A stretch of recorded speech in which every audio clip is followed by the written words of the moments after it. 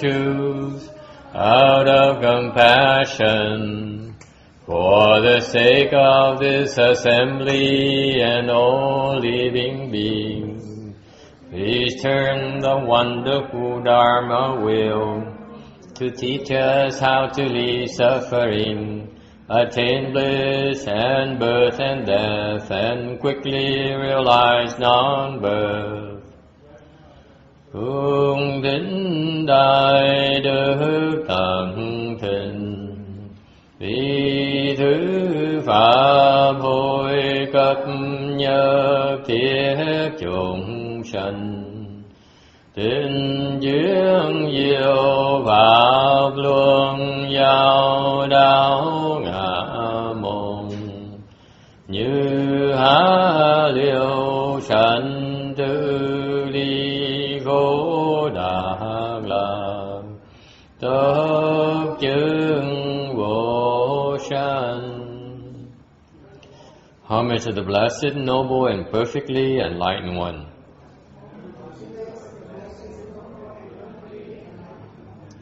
Nam mô Saranto Suche Doye Alahudi San Miao Samputo Xie.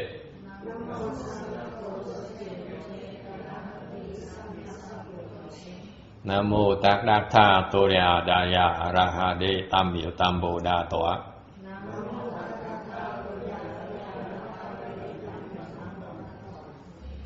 The unsurpassed, deep, profound, subtle, and wonderful Dharma in 100,000 million eons is difficult to encounter.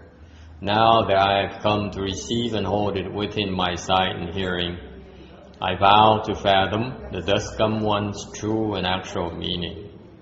Wu shang sheng sheng wei miao fa, bai jie wan jie nan zao yu.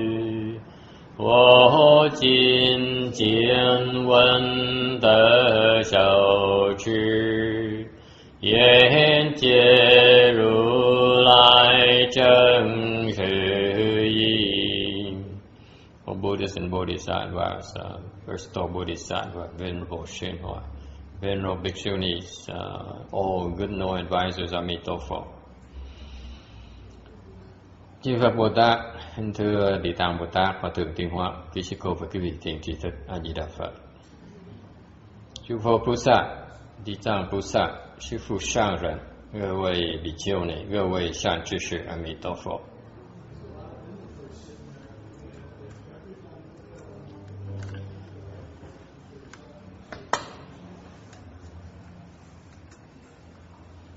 We have 969 of the Earth Store Sutra lecture. Sutra text. All the offenders, knowing the sufferings of the path of evil karma, obtain release and never go down that road again.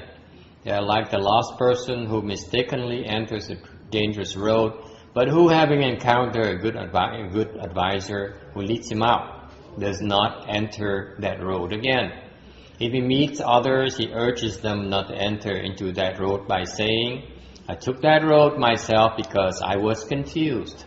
But having been liberated, I will not enter that road again. If he enters that dangerous path again, and he is still confused and makes a mistake, unaware that it is a dangerous path he encountered before, then he will probably lose his life.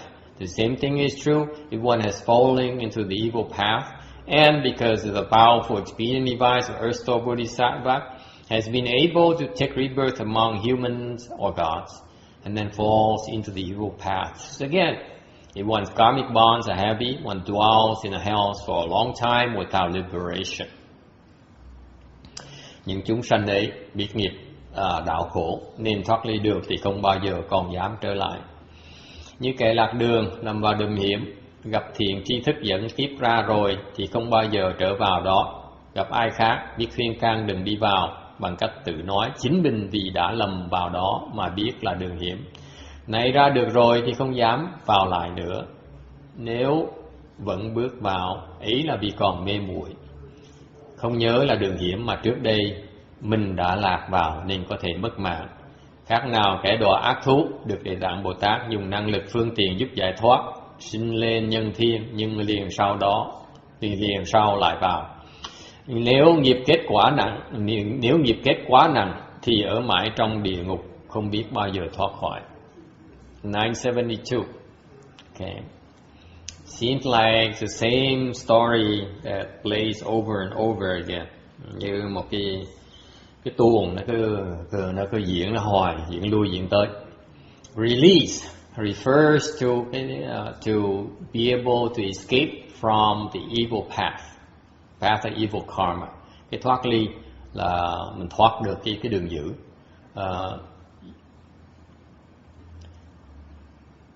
Here the sutra says once you escape from the dangerous road, you should also tell the others to avoid going down the same road.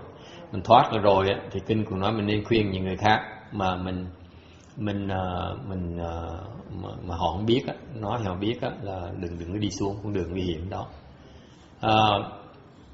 However, sometimes we do forget.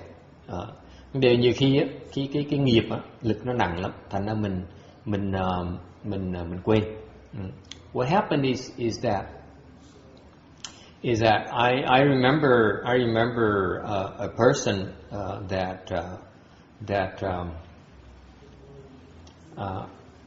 took me a few months to teach this person not to beat his son. Tôi có một cái người học trò, tôi phải quan sát và tôi biết tôi phải chọn lời, đợi cả mấy tháng trời mới dạy được ông ta rằng không được đánh con nữa. And I chose to do it the hard way by embarrassing him in front of everyone. Mà tôi chọn cái phương tiện của tôi là tôi nói bêu xấu ông này trước tất cả cái đại chúng. Okay. And it hurt a lot. It hurts his family. It hurts him. He lost face. Mất mặt với vợ con. Mất mặt với đại chúng. Mợ vợ cũng mất mặt nữa. Gia đình mất mặt. So I chose the path, and as soon as I explained to him that, he said he got the message. He stopped beating his son. Thì ông này ông hiểu được thì ông ngừng đánh con lại. And I asked him, you remember, would you ever beat your son again? Ông này nhớ, tôi hỏi ông nhớ cái nhục nhã này, ông nhớ cái kinh nghiệm mà nó khổ sở như vậy. Ông còn nhớ không? Ông nói nhớ chứ.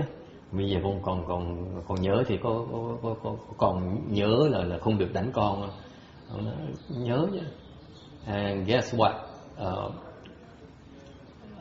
6 months later, he's into the same old habit again. 6 tháng sau, nhớ được 6 tháng. Sáng thứ Bảy nhớ lại cái tập khí cũ nó vẫn còn đó.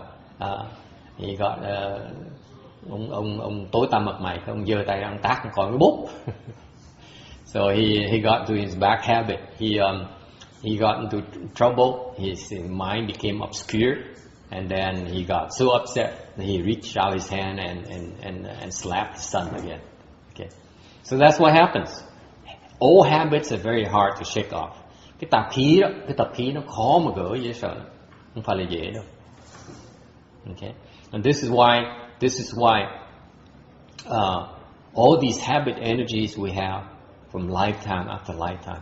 Những cái tập khí này nó có từ đời kiếp. And that's why it takes a long time to accrue them, and also takes a long time to undo them. Thành ra cái tập khí nó đã đằng từ nhiều kiếp nó kết tập lại thì phải cần thời gian rất lâu để mà gỡ cái đó, xóa cái tập khí đó. Vì vậy cái chuyện mà mình đi thoát được đường giữ một lần rồi, đừng tưởng là mình sẽ thoát đời luôn thoát đâu. Lâu mình quên, mình làm lỗi, mình lọt đài lại. So it's not uncommon for you to escape from the path of evil karma, and then you will fall down the path again. And Not only that, not only in terms of habit energies, but also in terms of you forget. Không phải về cái tập khí không, mà cái vấn đề khác nữa là mình quên quát đi. For example, every time you forget, you're unable to recognize that was a dangerous path. Mình quên phức đi, mình không quên trước, mình không nhận ra nó là một con đường hiểm nữa. How does that happen? Through the path of birth and death. Đó là con đường sinh tử. Mỗi lần mình sinh ra là mình quên hết. Every time you're born, you forget. Not only you, không phải mình riêng mình không đâu, mà it applies to the bodhisattvas and the arhats as well. Những người vị Bồ Tát, những vị A-la-hán, họ mỗi lần sinh ra họ cũng bị quên nữa. Họ bắt đầu tu lại. They all have to start from square one again. All of us. This is why that thing called birth and death is extremely dangerous. Bởi vậy, con đường sanh tử một cái rất là nguy hiểm. Every time you're born, okay, you start over again. Mỗi lần mình sinh ra một cái, mình bắt đầu lại. Now, if you cultivated before, ngược lại, nếu quý vị đã tu rồi, and you reach a certain level, mà quý vị tu được trình độ rồi, okay. If you reach a level of arhat or higher, nếu quý vị tu, mà đắc được cái quả A-la-hán, tứ quả trở lên đó, cao hơn đó. What happens is that you're relatively safe. Thì quý vị lúc mà tái sinh lại còn dễ thở. If you're below the fourth stage arhat, nếu quý vị dưới tứ quả, it's a lot of ups and downs. Nếu dưới tứ quả, bất bình dễ sợ.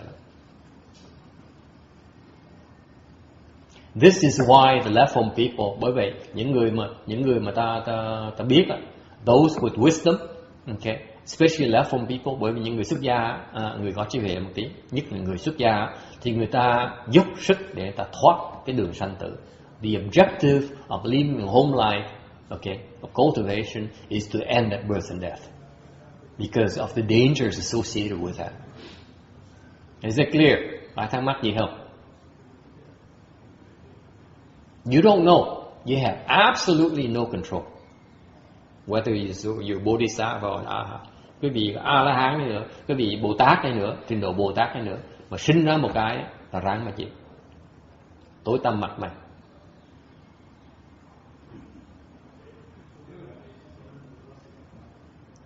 Alright? And that's why in this Dharma ending age, bây giờ cái thời mà mạt Pháp này, the best deal, the best Dharma door for the most of us is really the Pure Land Dharma door. Bởi vì cái thời mạt Pháp này, cái pháp môn mà thích hợp nhất cho chúng mình đó, là pháp môn tịnh độ. Because if you manage to be reborn to the Pure Land, nếu quý vị mà làm sao mà vãng sanh được, thì then you end your birth and death. Dạ, quý vị hoàn toàn tự chủ, sẽ liễu sanh tử. Okay. That happens to be the easiest path to attain, to end birth and death. Cái pháp môn tịnh độ bằng cách là vãng sanh qua Tây phương cực lạc, vãng sanh về tịnh độ là một cái phương tiện để mình liễu sanh tử. Because for you to end birth and death, tại vì muốn liễu sanh tử, you need to reach the fourth stage arhatship normally. Người bên Chạng, bên Thiền Tông á, muốn liễu sanh tử phải đắc tứ quả A-la-hán mới liễu sanh tử được. And to reach fourth stage arhatship, let me tell you, is virtually impossible. Nói thiệt quý vị mà muốn đắc được tứ quả A-la-hán kiếp này là gần như là không thể nào làm được. Nó khó như vậy. I remember a person I know very well, quen một cái người tu đó. He reached third stage arhatship. Người đó tu đắc được tam quả A-la-hán. Got so excited. Tam quả mừng như sợ. Tam quả với tứ quả cách nhau tí xíu, một nấc nữa thôi. So he said, wow, I'm so close to fourth stage arhatship already. Third to fourth, it's one step away, right? And it turns out it is so difficult.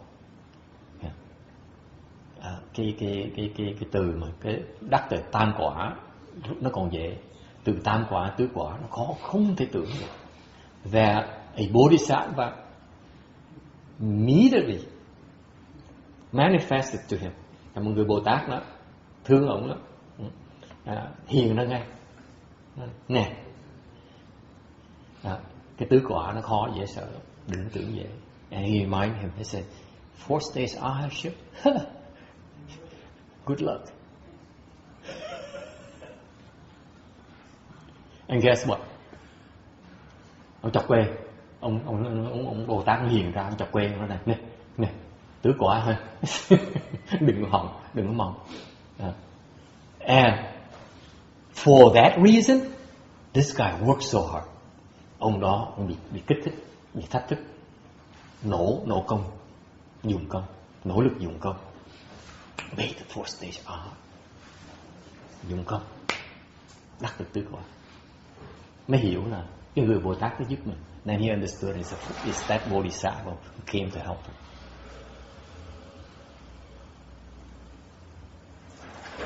Okay? So, anyway.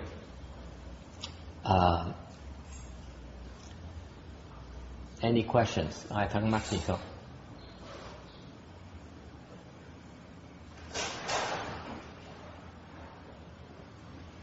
If you have the blessings, nếu quý vị có phước, okay, cultivation has clearly delineated goals and milestones to help you gauge how you're performing. Nếu quý vị thực sự có phước, okay, thì sẽ gặp được cái phương tiện, cái cơ hội để thấy được cái mục tiêu mình rõ ràng. Cái tu đó, nó rất rõ ràng. Okay? Because cultivation is just like everything else in life. You need to have goals. Tu bất cứ giống như sống như vậy, cuộc sống thông thường phải như vậy. Sống phải có mục tiêu nhé. You go in your daily life. First thing you need to do is make sure you graduate from high school. Thường người ta học xong trung học cái nào. And then you in this country you go get a bachelor's degree. Từ xứ này á, thì mình học để mình lấy được cái bằng cử nhân.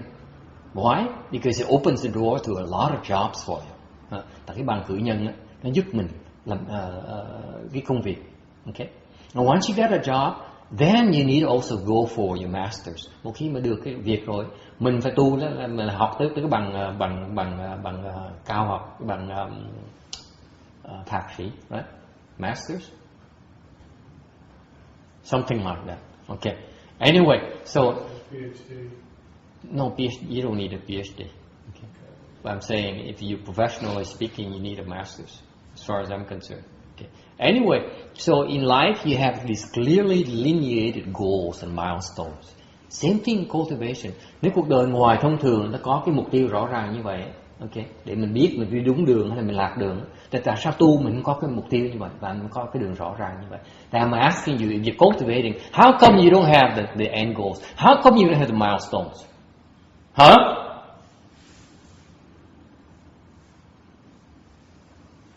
Why not? Tại sao không có? Chưa đủ phước. Don't have enough blessings. You have the blessings, you have it already. Can't help it. Thực sự quý vị nếu có phước á, đã có rồi, đã có mục tiêu rồi, đã có cái milestone rồi. Okay. So don't be so full yourself. Đừng tưởng mình hay. Người ta mới tam quả là phải có Bồ Tát là chạy tới nhắc mình này có đừng có tưởng bở chứ, phải tiếp tục tu gắt gao nữa. Chọc quê mấy chịu tu gắt gao. So this guy, my example, the 3rd stage arhat, got him there. He was so happy. Oh, 3rd stage arhat. I got this thing called the production of non-dharma, patient non-production, production of non-dharma. This is cool. I love this. And the Bodhisattva immediately came and said, "Hey, listen, boy, you cannot goof off. You have to keep going. You keep on applying effort because it's much harder than you think." That's the kind of blessing this person has. Cái người ta phước như vậy đó. tam quả một cái là được Bồ Tát là được chạy thứ nhất. Còn tiếp tục tu tiếp đi,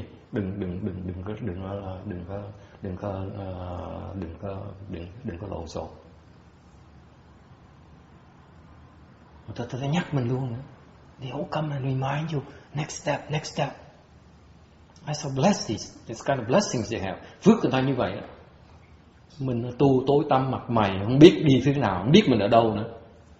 We work so hard, we don't know who we are, we don't know where we're going. So inferior. 973.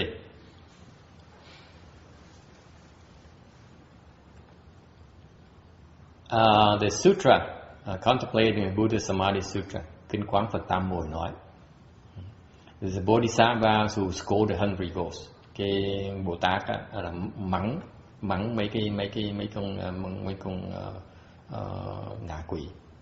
He says, in your former lives, throughout numberless lives, nói rằng kiếp trước, không phải một kiếp đâu, rất nhiều kiếp, you created boundless offenses, tạo biết bao nhiêu là cái nghiệp. You slandered and did not believe in the triple jewel. Vừa phỉ báng tam bảo, không tin vào tam bảo. You fell into the Avicii hell, đọa vào cái địa ngục A Tỳ. Avicii hell is the worst hell, the worst place in the universe. Địa ngục A Tỳ, cái chỗ mà tệ nhất cái gì có được. Okay. You underwent all kinds of sufferings that cannot be possibly be told. Chịu đủ biết bao nhiêu cực hình, cái đau khổ mà không thể nào diễn tả nổi. Now you should bring forth a mind of kindness and compassion. Bây giờ phải phát cái tâm từ, tâm bi. And after that, the hungry ghost heard that and he said, Nam Mô Buddha. Thì cái con ngạ quỷ này, nó nghe như vậy, nghe Ngài Bồ Tát nói như vậy, thì sanh cái lòng tin, mới nói là Nam Mô Phật. At the end of their lives, they were born into the heavens, the four heavenly kings' heaven. Thì sau cái kiếp đó, mấy con ngạ quỷ đó nó chết rồi, thì nó được sinh vào cõi tứ thiên vương. Okay, so now they have a chance to cultivate. Tứ thiên vương là họ có cơ hội để mà tu.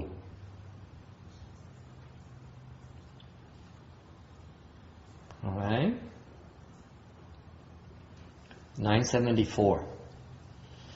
At that time, the ghost king, evil poison, placed his palms together respectfully and addressed the Buddha and said, "O honored one, we limitless ghost kings of Jambudvipa either benefit or harm beings. Each of us is different. Our karmic retribution causes us and our followers to roam in the world, doing much evil and little good. When we pass a household or a city, town, village, or hamlet, or garden, cottage, or hut, where there is a man or woman who has cultivated as little as a hair's worth of good deeds, who has hung but one banner or one canopy, who has used a little incense or a few flowers as offerings to images of Buddhas and Bodhisattvas, or who has read and recited the sutras, or burned incense as an offering to even one sentence or gatha in them, all of us ghost kings will respect and revere that person as we would the Buddhas of the past, present, and the future. Lúc ấy, chúa quỷ ác độc chắp tay cung kính mà thưa: Và Đức Thế Tôn, chúa quỷ như chúng con số lượng nhiều lắm. Tại châu Diêm Phù có kẻ giúp ích cho người, có kẻ gây họa cho người, việc làm khác nhau. Nhưng vì nghiệp báo làm cho thuộc hạ của chúng con đi đến đâu cũng đa ác thiểu thiện. Tuy nhiên nếu họ qua nhà cửa của ai, hoặc đô thị làng xóm, hay trang trại phòng ốc nào mà có kẻ hoặc nam hoặc nữ biết làm nghiệp lành, dầu bằng tơ tóc cho đến treo một tràng phan hoặc một bảo cái, sắm một ít hương hay một ít hoa mà cúng dường tượng Phật hay tượng Bồ Tát, hoặc đọc tụng tôn kinh, đốt hương cúng dường dầu chỉ là một câu đủ nghĩa hay một bài chính cú, Những chú quỷ như chúng con vẫn kính lạy những người ấy như kính lạy chư Phật trong mọi thời gian, quá khứ, hiện tại và vị lai.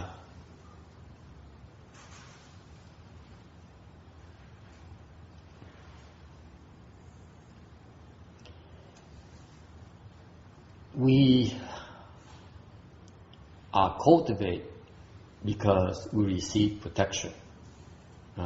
Mình tu được tại mình được cái sự bảo vệ. Okay.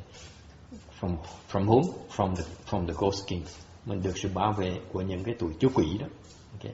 The ghost king evil poison is very evil, but not in front of the Buddha.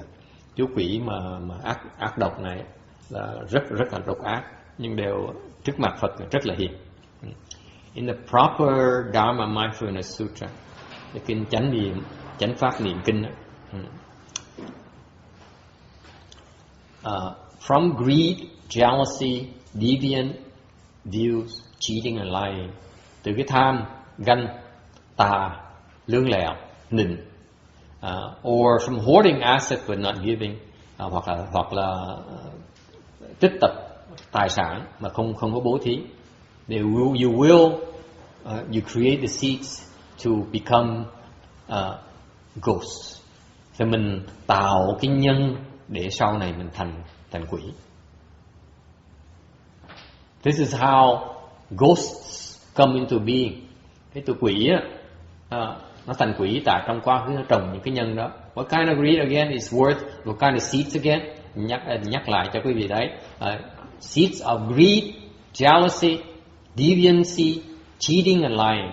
Cái nhân nào? Cái nhân của tham, nhân của ganh tị, nhân của cái tà kiến, nhân của ăn gian, nhân của nói láo. Okay. Or being stingy and not practicing giving, hoặc keo kiết mà không có bố thí. Okay. It seems to be against common wisdom, isn't it? Cái này hình như nó hơi đi ngược lại cái sự hiểu biết thông thường, phải không? Isn't that right that with the new Wall Street movie coming out, that greed is what? Greed is good. Is that the phrase? Greed is great, something like that. No? Greed is good. Trong cái movie, trong cái phim Wall Street, cái phim What's Wall Street in Vietnamese? Bên phía đông mà có cái chỗ họ buôn bán mấy cái cổ phần Wall Street á, thì có cái phim nó có Wall Street. Đại tử nó cái phim nó nổi tiếng nhất có một câu thôi, nó là tham là tốt, greed is good, lovely. Okay. Supposed to greedy is being as part of existence. Sống là phải tham. What about jealousy? Ganh tị. Someone is better than you, has better off than you, and causes jealousy. Thấy ta hơn mình cái là mình ganh tị. Okay, I don't know about you, but I used to be pretty jealous myself. And deviancy, rồi cái tà là sao? What's deviancy?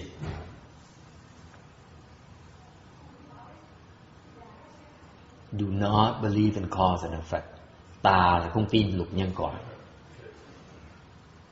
Okay? Cheating, ăn gian, bịp người ta.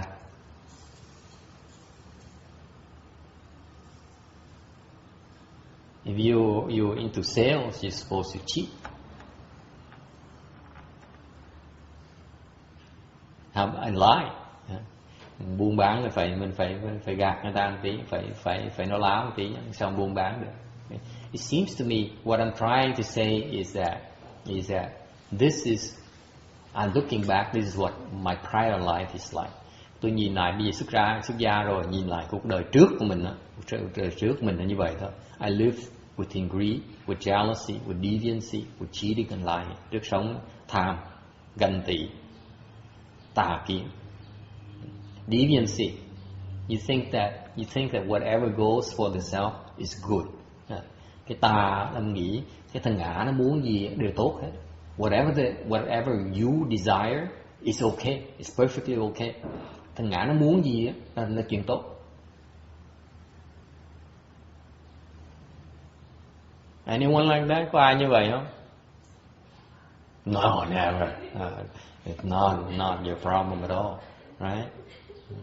Have it your way, my way, the highway, right? You or little Bush, you with me or you against me? You sure you want to be against me? And sorry, I actually wrote a song called "My Way or the Highway." Maybe that's why it came out. But the funny thing is that what amazes me is this thing here, the greed thing, the jealousy, envy, cheating, lying. That's prevalent, that's rampant, that's what everyone does out there. Isn't that right? Tại tôi biết cái vì sao ấy, cuộc sống tôi á, lúc trước tôi như vậy, trước khi mình xuất gia, trước khi mình biết về Phật pháp á, là mình toàn làm mấy tạo mấy cái loại nghiệp này không à. Yes? It's not just private life, it's in public life too. You watch the political parties and the politics of the elections, it's all just like that. Seems to you that's the secular life, no? Yeah, just... Tôi nghĩ cái cuộc sống nó thông thường như vậy. Yeah. No wonder why people are so unhappy. Mình sống như vậy sao mình hạnh phúc được? Because what happened is that, tại sao tôi dám nói như vậy? Because if you go out to work, you go to work, đi làm việc á, vào sở, okay, you go to work for 8 to 10 hours, từ 8 giờ đến 10 giờ một ngày. All you do is engage in greed, jealousy, deviancy, cheating and lying. 8 giờ đến 10 giờ một ngày, mình làm toàn chuyện tham lam, làm chuyện ganh tị, làm chuyện tà kiến, làm chuyện lương lẹo, làm chuyện định bợ người ta. Okay, nowadays you need to know how to kiss up to your boss if you want to hang on to your job. Okay, that's what you do. That's what your energy is spent on, is spinning on for 8 to 10 hours a day. Cả ngày mình 8 giờ đến 10 giờ một trong cuộc đời mình chỉ làm mấy chuyện đó thôi. Óc mình nó chạy như điên để làm cái chuyện đó thôi. Alright? Are you with me? And then you go home. Xong quý vị về nhà to your lovely wife and your children and your adorable children. Về nhà đó gặp vợ đẹp, con ngoan. What are you bringing home? Quý vị đem gì về nhà? The bread? Bánh mì hả? Đồ ăn hả? All those goodies. You bring home the bread, you bring home the money, đem về nhà, đem bánh mì, đem tiền bạc, đem xe cộ, đem tài sản về. Okay? You bring home your earnings. But what are you also bringing? Quý vị đừng quên cái phần quý vị đem về nữa là gì? That frame of mind, cái tâm quý vị đó nó vẫn còn chạy như cái vẫn chạy về cái ganh, vẫn còn chạy về cái ganh tị, vẫn đem cái tâm vẫn còn tham lam. Your mind is still stuck or spinning around the aspects of greed, jealousy, and deviancy, and so on. That's what you're bringing home to your own family. Mình đem mấy cái tầm bậy về nhà mình. And guess who do you give it to? Quý vị cho ai? Does it stay with you? Không mình thôi hả? Cái ẩn mình thì không sao. Đem về con chó không sao. You by yourself, you give it to your dog. If you're not by yourself, who are you giving it to? To your children. Mình cho con mình. That's where I learned it from. Tôi học có đó từ cha mẹ, từ gia đình tôi, chứ học chỗ nào nữa bây giờ.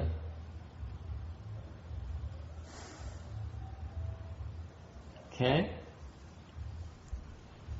Lots of confusion. Nó hơi điên đảo một tí.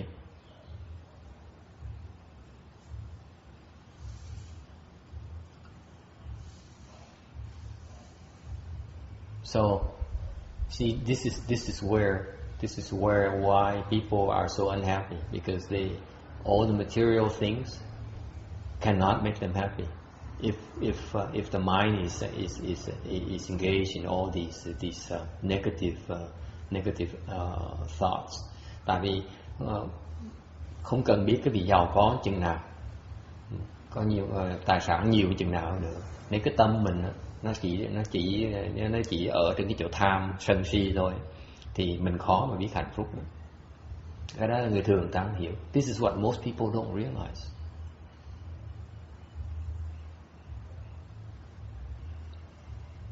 That's pretty sad. Cái đó nó hơi đáng tiếc một tí.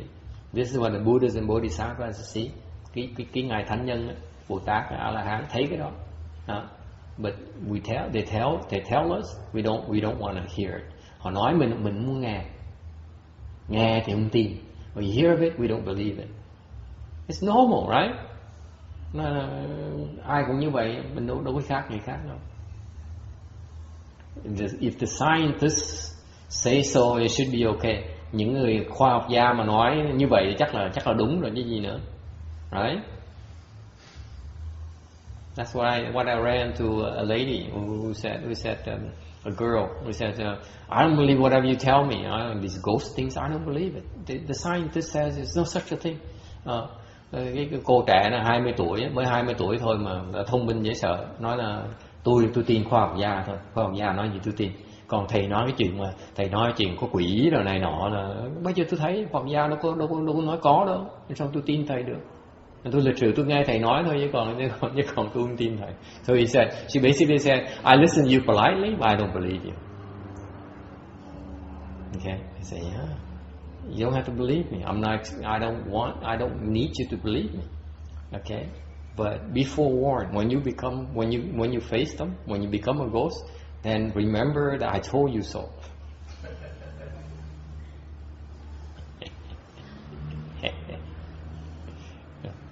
Okay, for your information, nói cái việc biết. Okay, it's a lot more going on you think. Có nhiều cái chuyện nó xảy ra, quý vị tưởng. Đừng có tưởng mình thấy mình mới tin được. Do not think that you cannot believe unless you see it and you can feel it. You have proof. Okay. This below our continent, cái chỗ mình đang ở này, ở dưới đáy mình, dưới thấp mình, 500 yojanas, 500 do tuần ở dưới mình. Meaning yojana is about do tuần là bao nhiêu cô Phước Tư?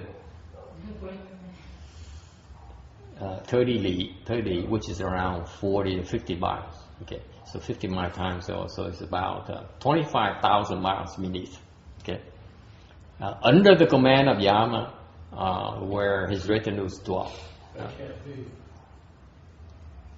25,000 miles is the other side of the world. Is that right? Yeah. I thought it's you're talking about the 大铁卫山, right? Yeah. So it's outside of the. Yeah. But they don't. It's all right. Yeah. These Caucasians, they have no notion. It's not inside our world.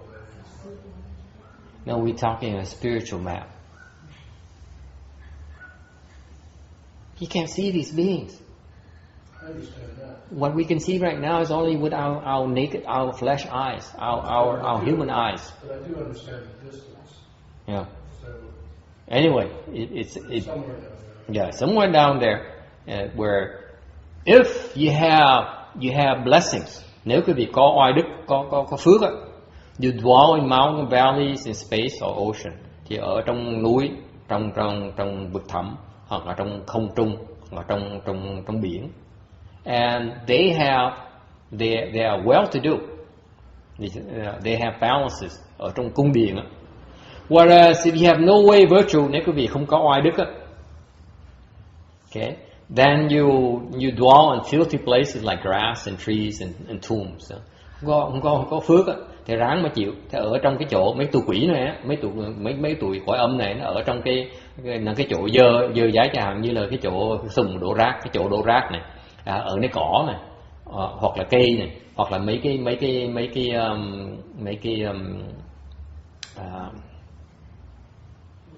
nghĩa địa. Thank you.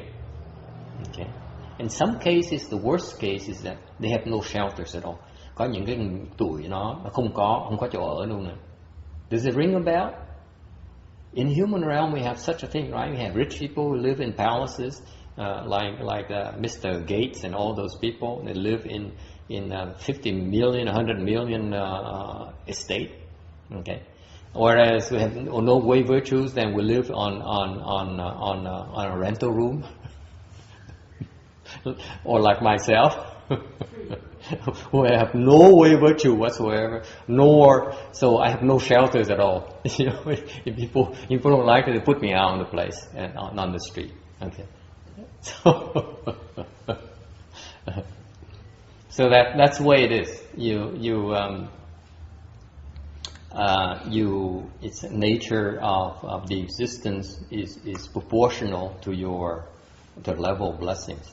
Mình sống thì nó tương ưng với là cái phước phước mình có. Okay. Nothing. There's a parallel between our world and the yin world itself. Cái thế giới mình có nó có song song với thế giới cõi âm cũng như vậy. Okay. Meaning you well-to-do, then you have nice places. If you're not well off, then tough luck. You bounce around. Okay? Such is life. Okay. Okay. Now a little bit more information about the kind of protection we get. Mình được bảo vệ một cách nào? In a long Agama Sutra, trong cái kinh Trường A Hàm, the Buddha told Ananda, Venerable Ananda, Phật dạy cho ngài Ananda. All women and men at birth time have ghosts and spirits who surround and protect them. Khi mà những người đàn ông đàn bà khi mà mới sanh ra thì có quỷ với thần nó vây xung quanh, nó bảo vệ. Okay. Why are there those who are harassed by ghosts and spirits and some who are not? Tại sao có những người họ bị quỷ nó quấy, có những người không bị quỷ quấy? Quỷ quấy là sao? How do you know you're being harassed by ghosts? Sao biết mình đang bị quỷ đang quấy mình? Anyone? Ai biết? Sao biết được? Everything goes wrong. Everything goes wrong. Cái gì nó cũng hư hết. Cái gì nó xong hết. Yeah, with no apparent cause, things will go wrong. Yeah, there are lots of manifestation. Things go wrong. Chuyện không xong suốt. You get afflicted, bị phiền não. What else? You get sick. Bị bệnh. You are depressed. Bị chán đời. Bị quỷ nó nhập vào. Quỷ chán đời nó nhập vào. The depression comes and enters you.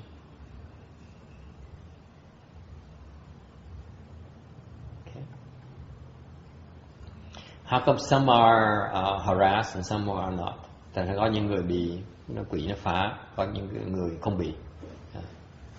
That is because you invite them through your practice of illicit dharmas. Lý do nó tới, nó phá, nó quấy là tại mình làm bậy nó mới tới được. Okay, you practice illicit dharmas and tạo mình hành những cái phi pháp. You hold deviant views, giữ mấy cái tà kiến. You do the 10 evils, tạo cái thập ác. For such people, there's one spirit protector for 100 of them. Thì có một cái người thần bảo vệ cho 100 loại người đó. They are outnumbered, in other words. Một cách khác là một người mà giữ 100 người á, thì nó bị nó hơi lép vế một tí. In contrast, you practice good dharmas, have proper views. Ngược lại, nếu quý vị hành thiện, có chánh kiến, you have faith, có lòng tin. Here, faith in goodness. Tin gì? Tin về cái thiện, tin về cái tốt. You cultivate the 10 good dharmas, tu cái thập thiện. One such individual might have 100 or 1,000 protective spirits. Những người như vậy á, thì có thể có 100 hoặc 1000 người thần bảo vệ. So for example, I told you some of you already, if you receive the five precepts, chẳng hạn như quý vị mà thọ ngũ giới, okay, you have 5 spirits for each precept, therefore you have a total of 25 guardian spirits who protect you day and night. Thọ ngũ giới có được 25 vị thần bảo vệ mình ngày đêm. And they remind you, họ giúp mình để giữ giới. They're there to help us keep the precepts. Okay? And therefore,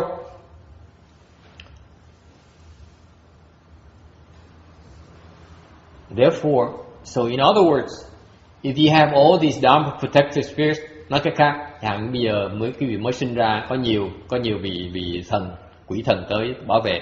So you at birth you have a lot of these Dharma ghosts and Dharma and spirit protectors.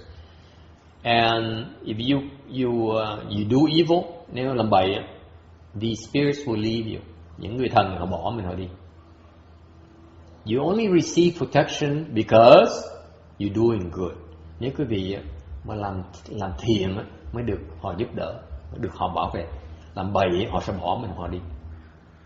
Tức là mình có sẵn rồi mình mất họ đi. So what happens is you endow with those protection, with the protection at birth time, and then it's you who commit evil and drive them away and leave you without protection. Thì mình có sẵn cái sự bảo vệ của họ, mình chính vì mình làm bậy, thành họ mới bỏ mình họ đi, thành mình mới bơ vơ, mình mới không có sự thiếu sự bảo vệ. Okay, and what happens is that if you drive them away, then these protection is driven away, but you also on top of it, you attract this evil. You harbor all this negative energy, which are a magnet for all these troublemakers to come. Tại một khi mà làm ác không phải là xong đâu, là mình biết cái thời thiện thần ta bỏ ta đi mình là xong đâu. Tại vì mình cái tâm mình á, mình dung chứa những cái tư tưởng tầm bậy tầm bạ, thành những cái âm lực đó nó thu hút cái tụ quỷ nó tới. Then those yin mind frame of mind draws the ghosts and the evil ghosts and spirits. Cái lực đó nó thu hút mấy cái con quỷ tầm bậy nó tới. That's why you get all kinds of problems. Bởi vì bị mình đủ cái loại lũng củng hết. Okay, not only you but also the people around you. Không phải riêng mình không, mà những người xung quanh mình bị ảnh hưởng. So for example, I keep on. This is the third week now in a row. I bring up the example of this temple. Dạng như đây tuần thứ 3 liên tiếp tôi đem cái ví dụ của chùa này mà nói. Several years ago, mấy năm trước, 7-8 năm trước, when we first came to this temple hồi 8 năm trước, tới chùa này, đây là một nhà thờ. This used to be a dilapidated church. Trước đây là cái nhà thờ này là nó đóng bảng lại. No one was here. Was for sale, but actually no one was on listed for sale for a year. Treo bảng bán một năm, không ai mua. To the point where the realtor sort of gave up hope. He said, I don't care. He lives in Orange County. Cái ông Asian, ông ở Orange County, ông bán cái nhà thờ này đây. And after a year, no one was ever expressed any interest. Không ai muốn mua hết. Even the sign, the for sale sign. Okay, so what happened? He hired a young Mexican guy to stay at the temple to kind of keep an eye on it. Thằng ông mướn một cái cậu trẻ, người Mỹ Tây Cơ, ở cái nhà này, ở cái nhà thờ, ở nhau, right in the rooms behind us, the lay people's guest rooms. That's where he was staying. I was here when I came to look at the temple. Mấy năm trước lúc tới coi thì cái cậu trẻ đó, I saw him had nothing. He was sleeping on the floor. All he has in terms of possession is a guitar. Cậu đó có một cái đàn guitar thôi. Cái giường này nằm dưới đất. Okay, and he was keeping an eye on the temple for this realtor here. Ok, thì ông realtor ông cho cái cầu đó ở đó miễn phí để ông qua dùng cái nhà thờ thôi. And what happened is a good deal for him. Cái ông này ở mà miễn phí, không tốn tiền nhà. So free of rent. So what happened? He went out to the for sale sign. He flipped it over. Cái cầu này mới ra cái bảng mà bán, theo bảng bán á, đuổi cái mặt ra ngoài, tại cái bảng bán xoay vào trong. So when you drive by, you don't even know it's for sale. Thành ra đi ngang, không ai biết cái chỗ này bán hết. Isn't that fascinating? No one knew it's for sale. Không ai biết cái họ muốn bán nhà thờ này. And what happened? Hững cái dân.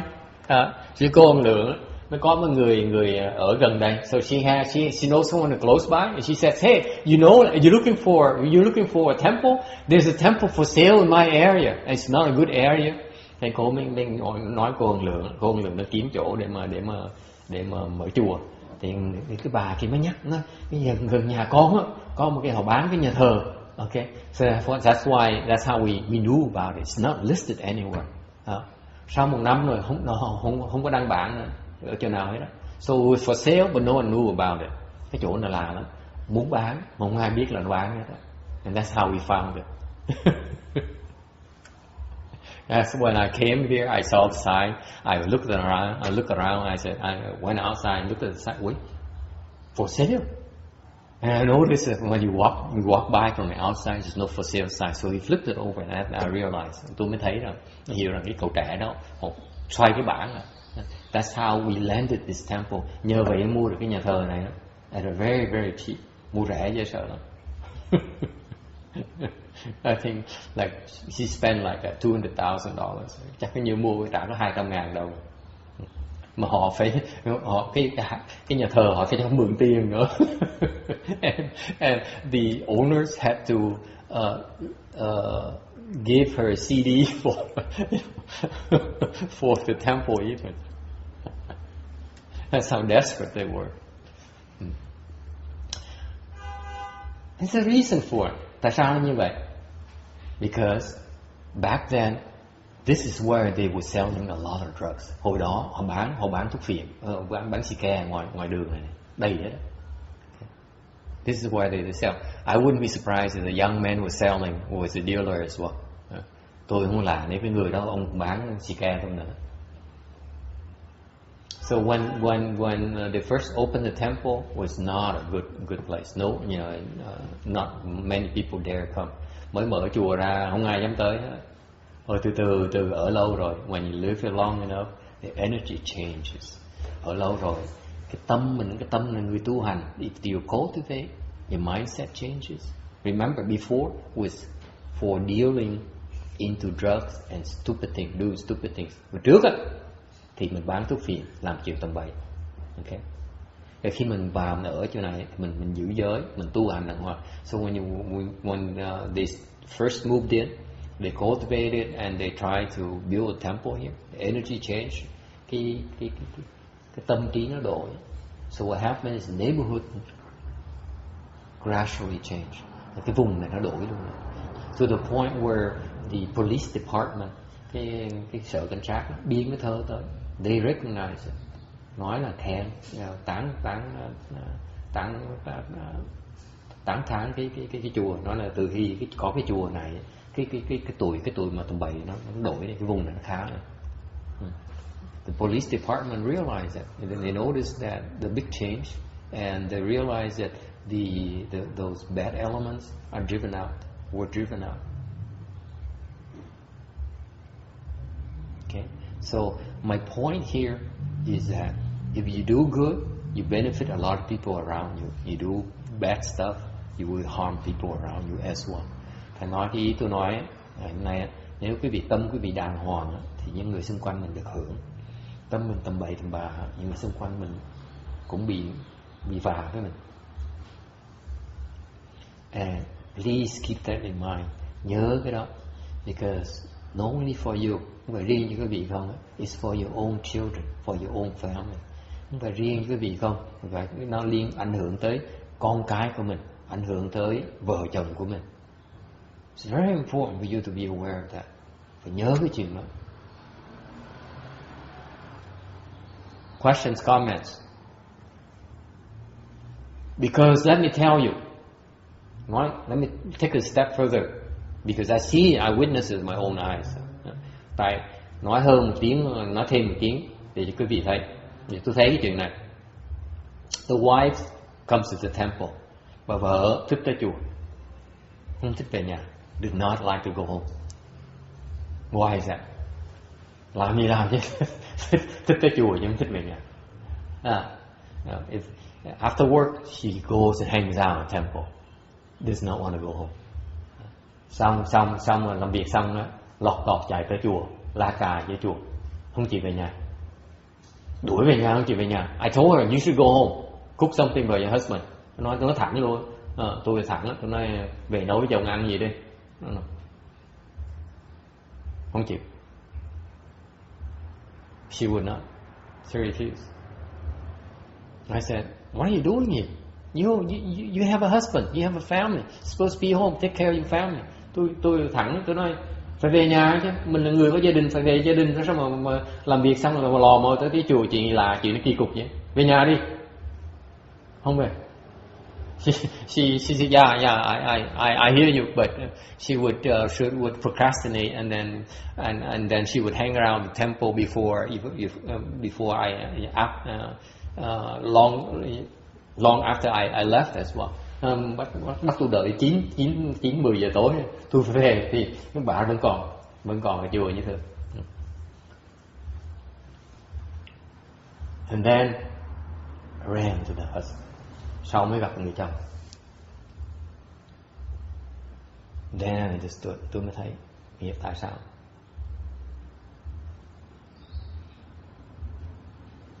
Người chồng mưu toan quá đi.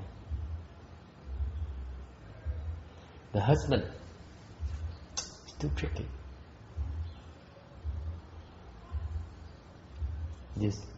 The husband is too schemy. Người chồng đó, nhiều mưu toan quá đi.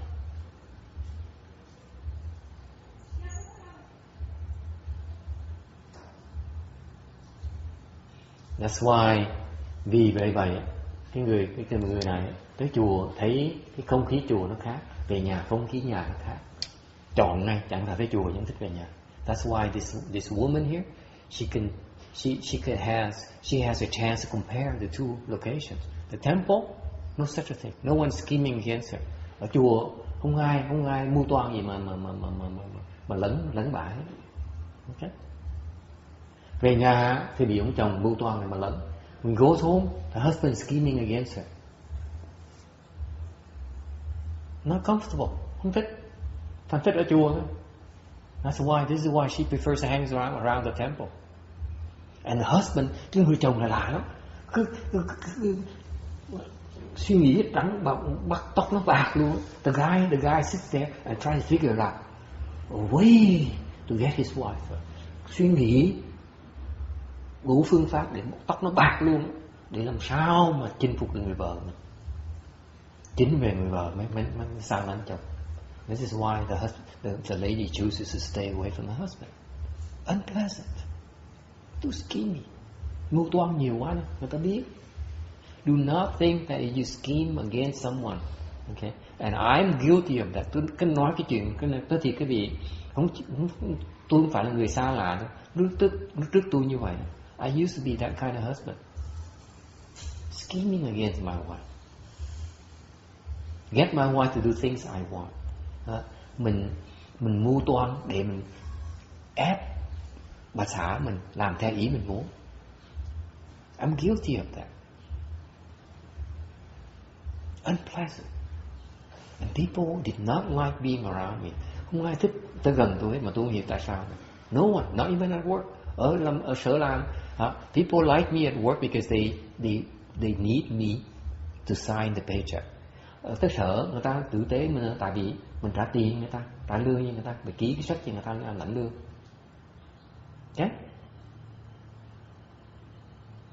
Mình còn không, so at least they're getting paid for it. But at home, I was scheming against my wife as well. Về nhà theo cái thói đó cũng mưu toan để mà ép bà xã để theo ý mình được, theo ý mình muốn.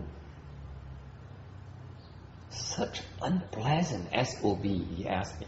Những người như vậy, tôi bỏ, tôi đi, tôi không thèm. If I were my wife, I would have left me a long time ago. Let me tell you. Nói thiệt quý vị, nếu như mà bà xã tôi bỏ tôi lâu rồi. My wife is too nice to me. Bà xã trước đối với tôi quá tốt. My point, if you scheme, people know. Mình mưu toan á, người ta biết. And I'm telling you this because that lady I talked about, she does not know about this. Cái người phụ nữ đó tôi nói đó, bà đâu biết chuyện đó. Just instinctively, she's more comfortable here versus at home. Thì cái linh tính đó, tới chùa thấy thoải mái, về nhà không thích, thành né thôi, chị né tôi không hiểu tại sao. She does not even realize that the husband is too skinny. Không biết rằng người chồng là mưu toan, chỉ biết là không thích thôi.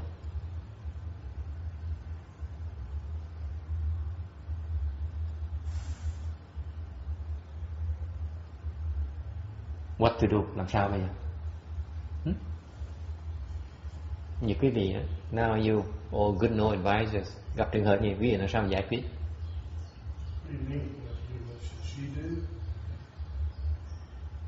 How are you gonna help them? You ask them to get divorced? Họ nói họ ly dị vậy, nói sao? What? They're miserable, không hạnh phúc. What to do? What does Mahayana have to offer? Đại thừa có gì giúp đỡ họ được? Phật giáo có gì giúp đỡ họ được?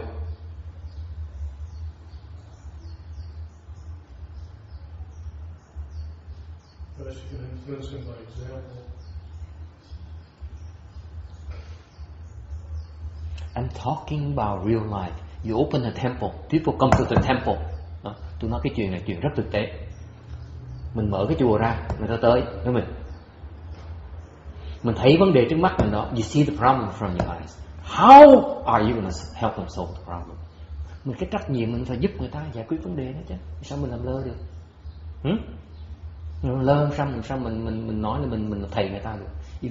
If you turn a blind eye on that, how can you claim to be the teacher?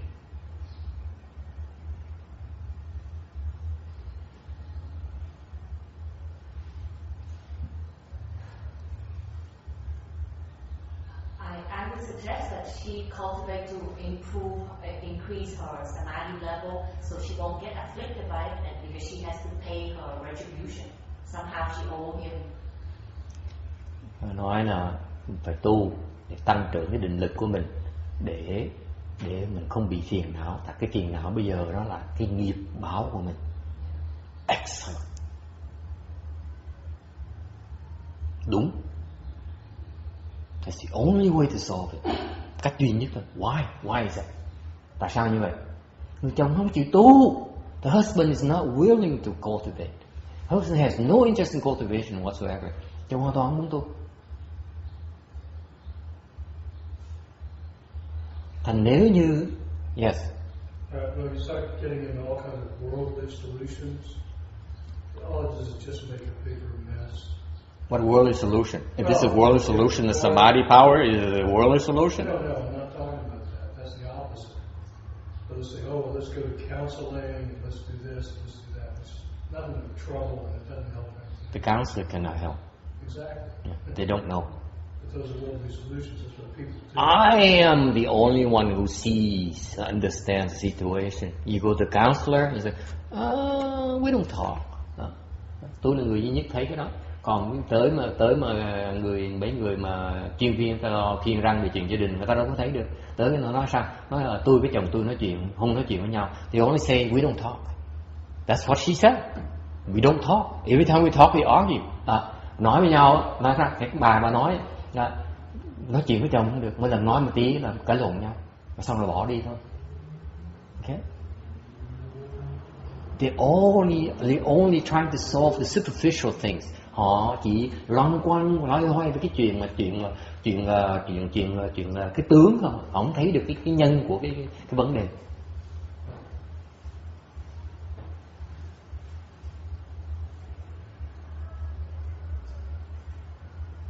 Okay? This is where you need to help them develop samadhi power. Right? Okay.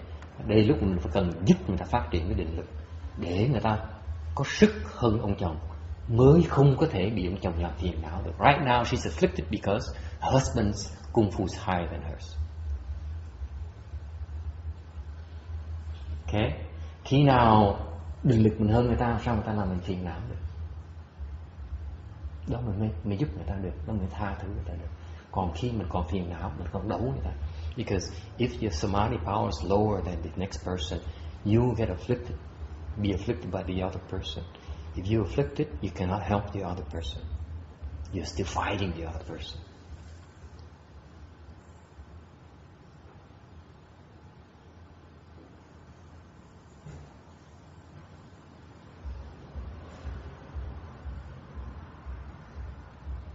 Agree? Có đồng ý không?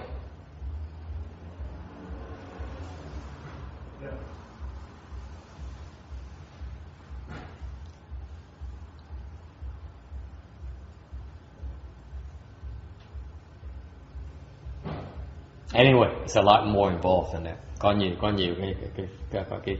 nhiều cái uẩn khúc khác mà I'm not telling you. It's a lot more complicated. There's 4 people involved. Có 4 người tất cả. Tôi mới nói cái 2 người thôi. I only brought up 2.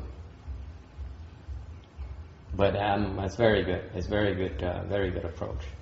That's it. Only way to deal with it is that she has to rise above it. Cách duy nhất mà đối phó nó là cái người phụ nữ này phải vượt xa người ta quá, thành người kia không cách nào mà đụng bà này nổi. So the only way she can do is rise way above them so that they cannot touch her. Cách duy nhất. Giống như cái đứa con nít nó đòi đánh như vậy, chắc mày đánh. It's just like a children trying to beat up on you. How much harm can they do to you? That's the only way to not be afflicted. Cách duy nhất mình không phiền não là cách đó thôi. Sức mình quá mạnh, nó đánh mình cũng tỉnh bơ. Đó, định lực, đó là quan trọng của định lực. This is where you need to cultivate and develop samadhi power for real. You can't talk about it. Okay? Samadhi power enables you to take a beating. Cái định lực á, cho phép mình chịu đòn mà không bị phiền não. Định lực càng nhiều, cái đòn nó đánh mình càng không thấm thía. The deeper your samadhi power, the less effect any beating they're inflicted on you, unless that person is stronger than you. Okay.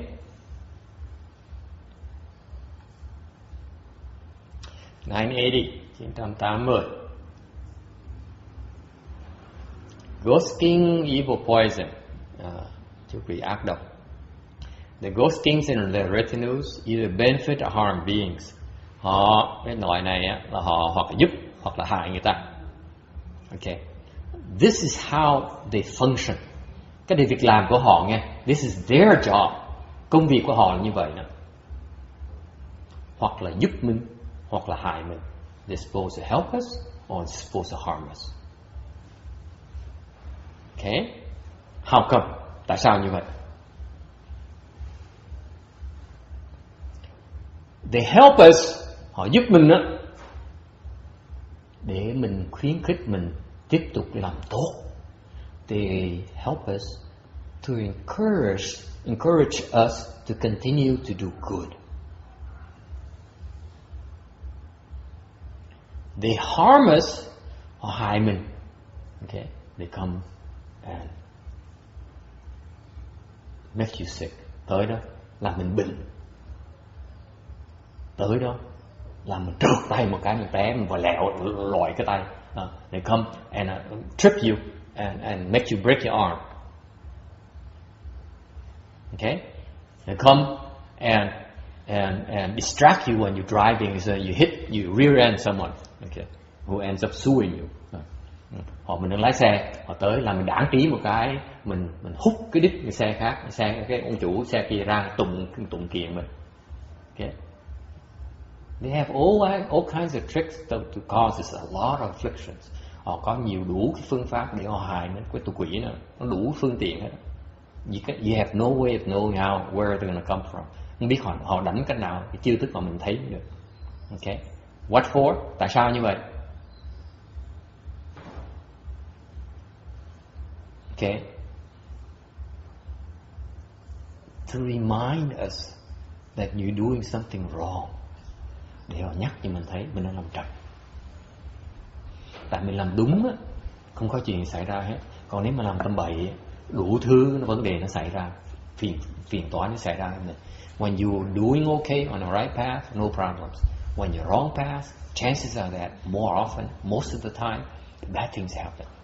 And they're supposed there to do those things.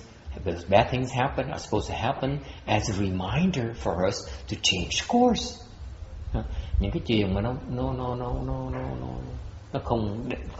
không tùy ý nó xảy ra, để họ tới họ nhắc cho mình biết là mình phải đổi hướng.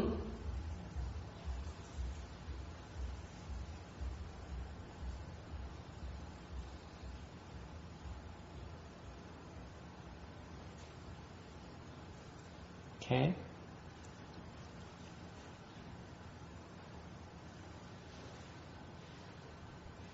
And so anyway, these things also occur based on riding on our past karmas. Okay. Những cái chuyện nó xảy ra nó tương ưng vào những cái nguyên nhân, những cái duyên, những cái nhân duyên mà mình đã tạo trong quá khứ. Okay. I can't review everything to you. Nó phức tạp quá, không thể nào giảng thì biết. Just general rule of thumb, chỉ nhớ như vậy thôi. Nếu như xem suốt, if everything is fine, then you're on the right path. Everything is something, you have a problem, it's time to think. What is wrong? It's time to readjust and adjust your course. Thành nếu có chuyện nó không xong nó xảy ra, êm đẹp nó xảy ra, phải biết suy nghĩ, biết nhận thức ra là mình đang làm gì trật chỗ nào, tìm cái chỗ mình trật để mà sửa nó. If you can locate whatever is wrong, okay, then that storm will blow over very quickly. If not, it keeps on coming and haunts you.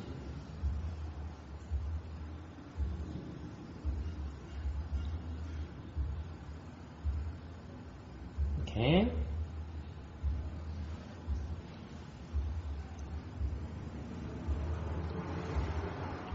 Okay, how about the good and bad things? Speaking of the good things and the bad things, chuyện tốt với xấu, điểm tốt, điểm xấu. Okay.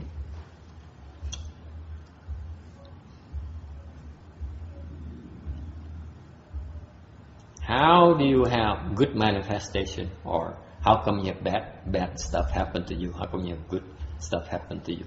Tại sao lúc chuyện tốt nó xảy ra hoặc chuyện xấu nó xảy ra? If you practice hidden virtue, những cái việc tu hành mà giấu cái đức của mình, ẩn cái đức của mình. Okay. Meaning that what's hidden virtue? Ẩn đức nghĩa là sao?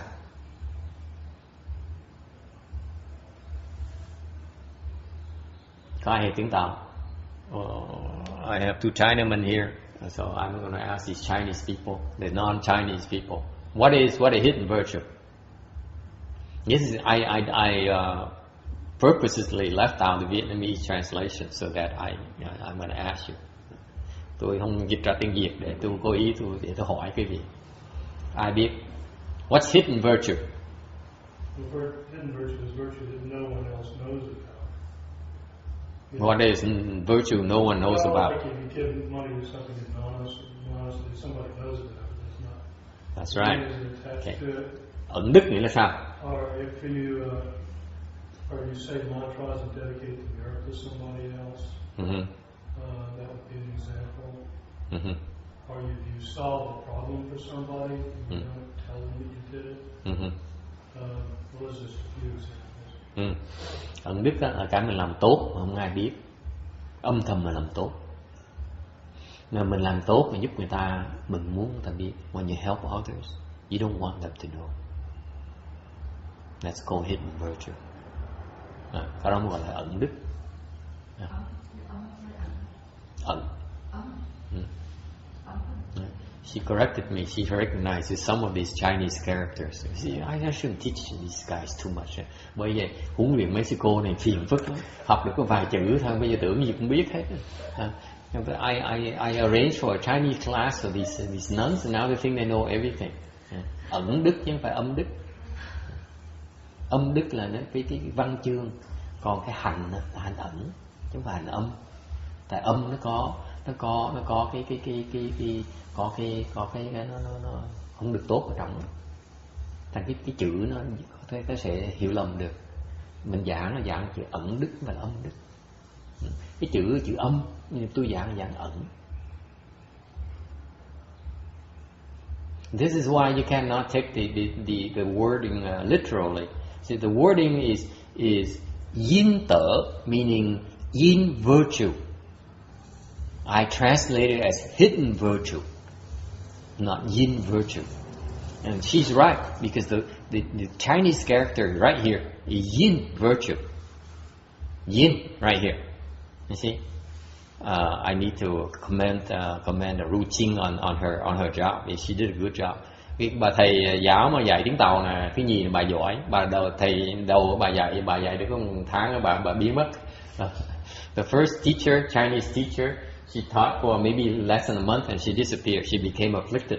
Và cô giáo đầu tiên dạy tiếng Tàu mới tới được một tháng là phiền não nó nổi lên một cái là nổi điên, là bỏ đi, bỏ việc ngang xưa. She came for a month and she got afflicted and I think probably afflicted by the students or by me, something like that. And she quit cold turkey without any warning. Didn't even give us time to find a replacement. Nỗi phiền não một cái người này phiền lắm. I knew she was a very afflicted person, so I just chose her to teach anyway. Not only for language skills, but I was hoping that she would plant her blessings that gives us the chance to help her reduce her afflictions. Tới này, người này tới, tôi nhận ra người này là đại phiền não. Mình biết người phiền não này mình không thể nào mà trông cậy người ta được. Nhưng điều mình cũng làm lơ, nó kệ để người ta trồng thêm phước điền người ta, khi người ta đủ phước mình giúp người ta diệt cái phiền não người ta. Đó. Mà trồng được bao nhiêu mới một tháng cái phiền não nhảy lên, bỏ từng nó chặt cái phúc, bỏ đi, không nói một tiếng, bỏ đi vậy thôi, ngang xương. Okay. Anyway, she quit. So the second replacement, she's doing a good job. I need to commend her on that. Muốn cảm ơn cái bà thầy giáo Thế Nhi, bà dạy cái sư cô này học tiếng Tàu nhiều hơn một tiếng. Nhưng đều but anyway, the yin virtue and yin virtue, that's what it means, literally yin virtue. I translate it as hidden virtue. Tôi không dịch là âm đức mà tôi dịch nó là ẩn đức. Okay, ẩn là mình cố ý mình giấu. Okay, hidden because it's hidden on purpose by the person who does good. Mình làm tốt, mình cố ý, mình ẩn nó, mình giấu nó, không cho người ta biết. Mới gọi là ẩn đức. Okay? If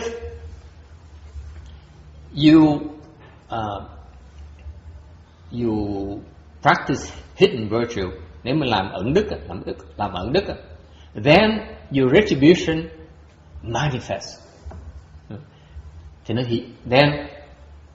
Thì cái quả báo mình nó hiện ra. Mình làm ẩn thì quả báo tốt nó hiện ra. So if you do hidden virtue, there is good retribution, then manifest becomes visible. If you have invisible virtue, then your good manifestation becomes visible. Okay? Whereas if you practice hidden virtue, ngược lại, nếu mình làm ngược lại, if you practice good, you do good and want it to be known, to be seen. Mình làm tốt, mình muốn người ta thấy, muốn người ta biết. Okay. Then what happens is that your retribution, your good retribution is not seen. Thì ngược lại, cái quả báo tốt của mình, quả thiện báo của mình á, nó bị giấu, mình thấy không được. What happens, you cannot see your good retribution. Serves you right, đáng mà kiếp. So the good retribution is invisible? Yeah, so that's why you have no idea if doing good is of any use at all. Thành cái tâm mình làm tốt, mình hy vọng người ta biết, người ta biết cái chuyện đó, thì cái quả báo mình nó tới, mình không biết được, nó bị giấu, ráng mà chịu.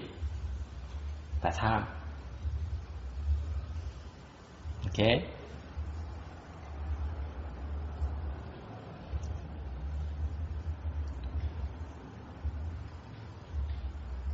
All right, any questions?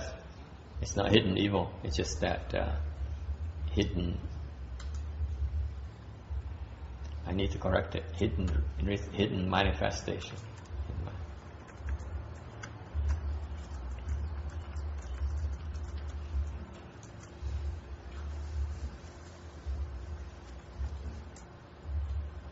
No, is that a good thing though? So you stay humble. Ông nói là nếu như vậy tốt chứ, tại vì nếu mình không thấy mình khiêm tốn. No, what happened is that you cannot put a link between the retribution and doing good, the virtuous thing. Therefore, you stop doing the virtuous things. This is not necessarily good. Hoặc cái đó tốt là xấu, tôi nói chưa chắc là tốt. Tại vì nếu như mình làm tốt á, mình không thấy có hiệu quả gì hết, thì làm tốt là cái gì nữa? Thành mình ngừng làm tốt, thành cái đó tai hại lắm. Very dangerous. In a subtle way, it's very dangerous to do good and want people to know about it, because then if when the manifestation and good retribution comes, you have no clues. So therefore you tend not to repeat the good deeds. Okay. Thành mình làm tốt á, mà mình muốn người ta biết á, thì cái quả báo nó tới á, nó bị ẩn, nó ẩn thì mình không biết được, thì mình bớt làm chuyện tốt, hoặc mình không muốn làm chuyện tốt, nên nó có tai hại của nó. Okay. And for the sages, những ngài thánh nhân á, they manifest good things or blessings to encourage us to do good, and manifest troubles and calamities to discourage us from doing evil. Những cái người thánh nhân á, những ngài thánh nhân á, là hiện ra cái phước để mình khuyên mình làm thiện, hoặc là đem cái tai hại tới cho mình để nhắc cho mình là bớt làm ác này.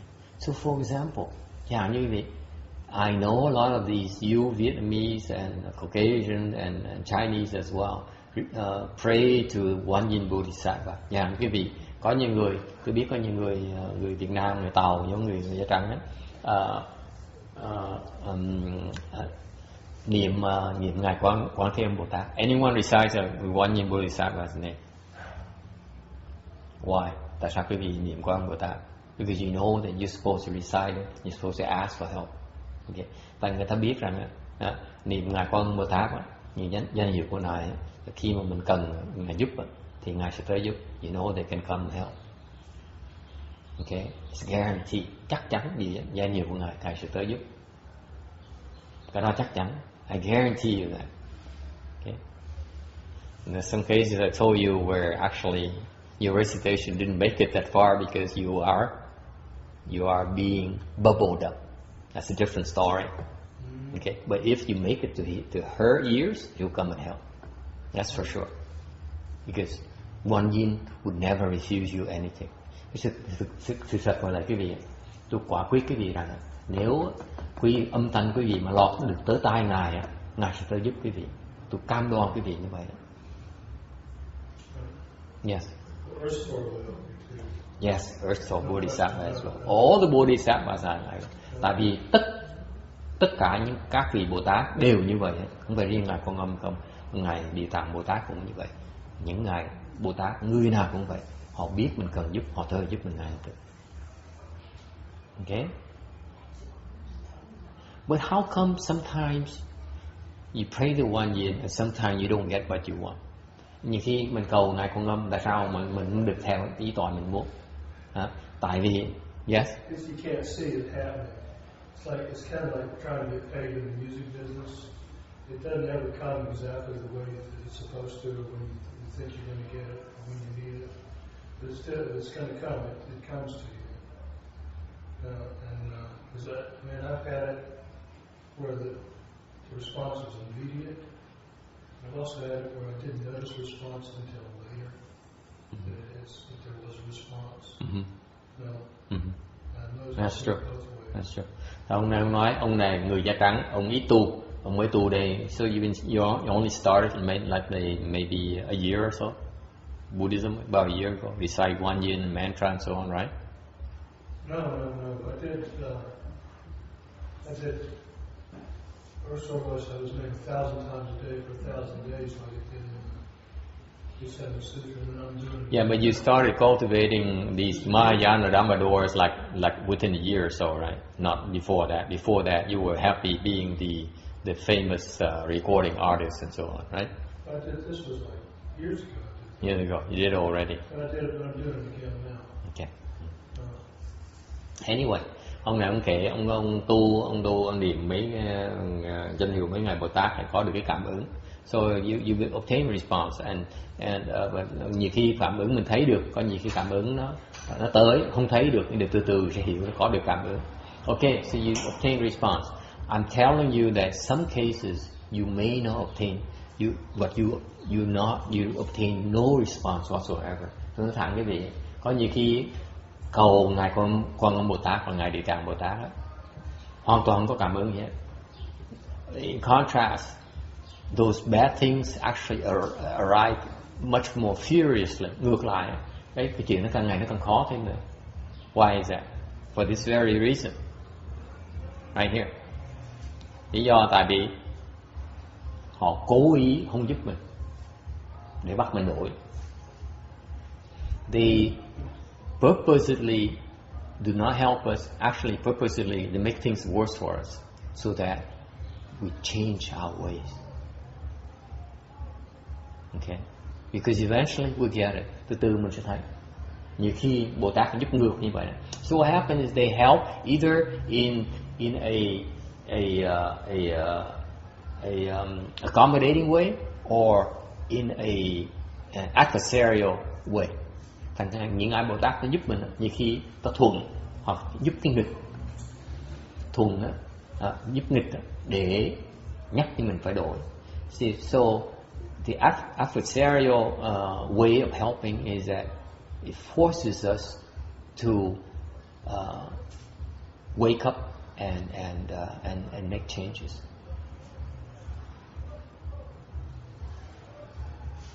Okay. Cái lúc mà họ giúp mình nghịch đó, thì cái phương pháp họ là cái nghịch nó tới để giúp mình thấy được cái sự quan trọng của đổi, mình cần đổi hướng. Okay. All right. Any questions? Ai thắc mắc gì không?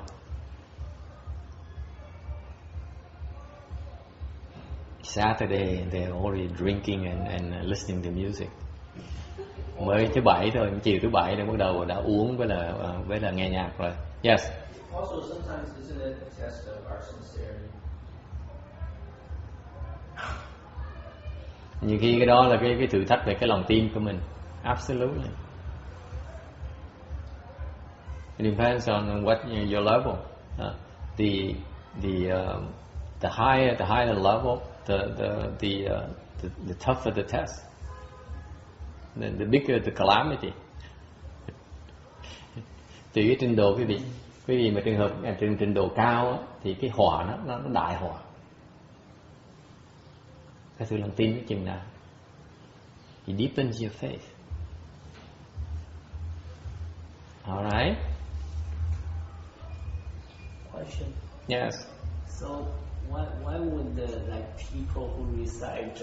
Remember last time there is a person say I recite one bodhisattva, but it's actually ghosts that's possessing him. Yeah.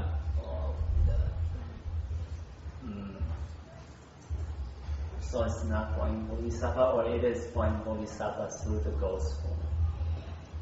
I don't know, to tell you the truth. Hỏi này, tại sao có nhiều người nói là kể là tôi niệm con âm mà bỗng nhiên là con âm không tới, mà con quỷ nó tới, nó nhập tôi nữa. Tôi trả lời tôi không biết. Okay, I'm not there, so I don't know. Okay, but the point is that you cannot tell. Cái quan trọng là quý vị không biết được, không biết là lúc nào. You don't know when. Because it's not something you're supposed to know. Quý vị đâu có phải để quý vị biết. When the Bodhisattvas help you, they help it their way. What's optimal for you.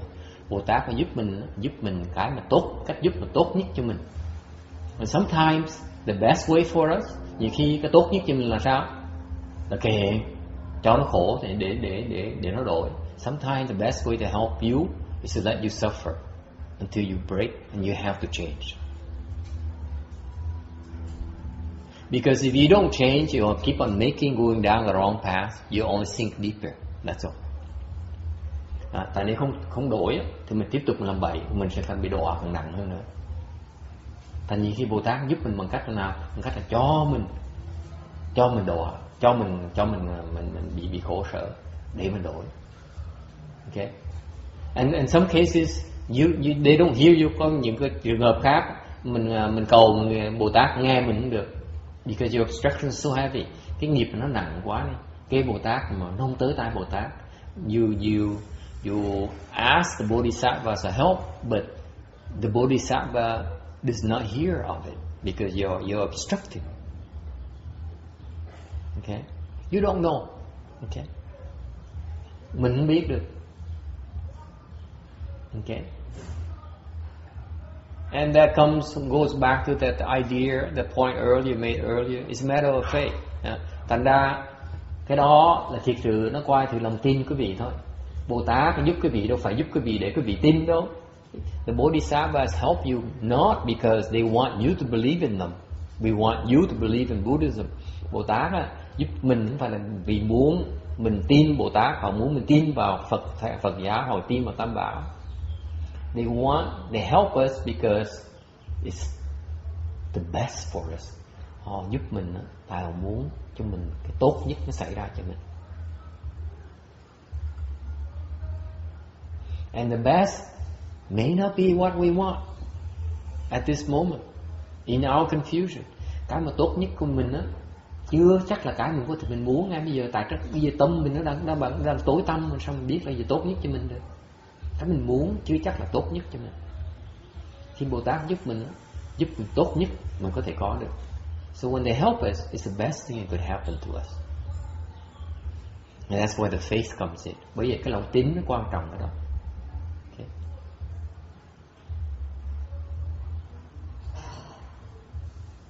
Bodhisattvas gonna stand there and explain things to you why they do certain things. Đấy Ngài Bồ Tát không có thì giờ mà giảng quý vị tại sao họ làm công việc của họ đó.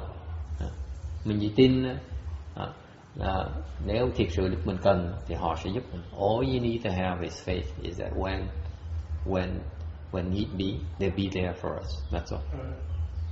Yes. So there's a lot of things that they're explained as cause and effect. Yes.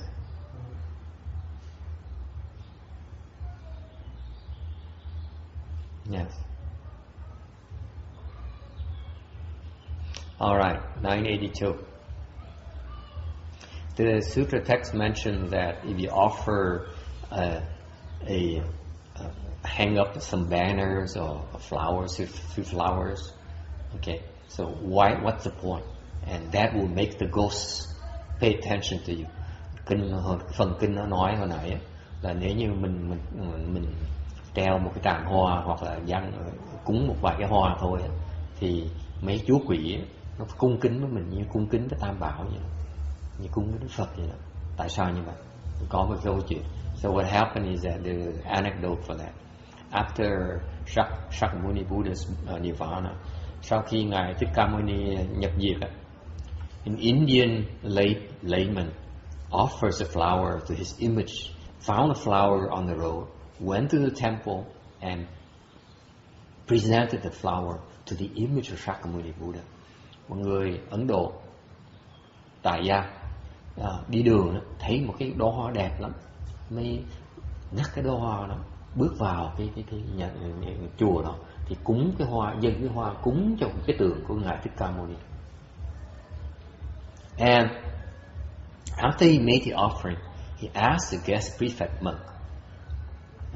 Thì sau khi mà cúng dường hoa cho Phật rồi, mới tới hỏi cái người thầy trí khách, hỏi là bạch thầy, dâng hoa cho Phật Thích Ca như vậy có phước gì, có bao nhiêu phước? So he asked, my offerings, how much blessings does that entail?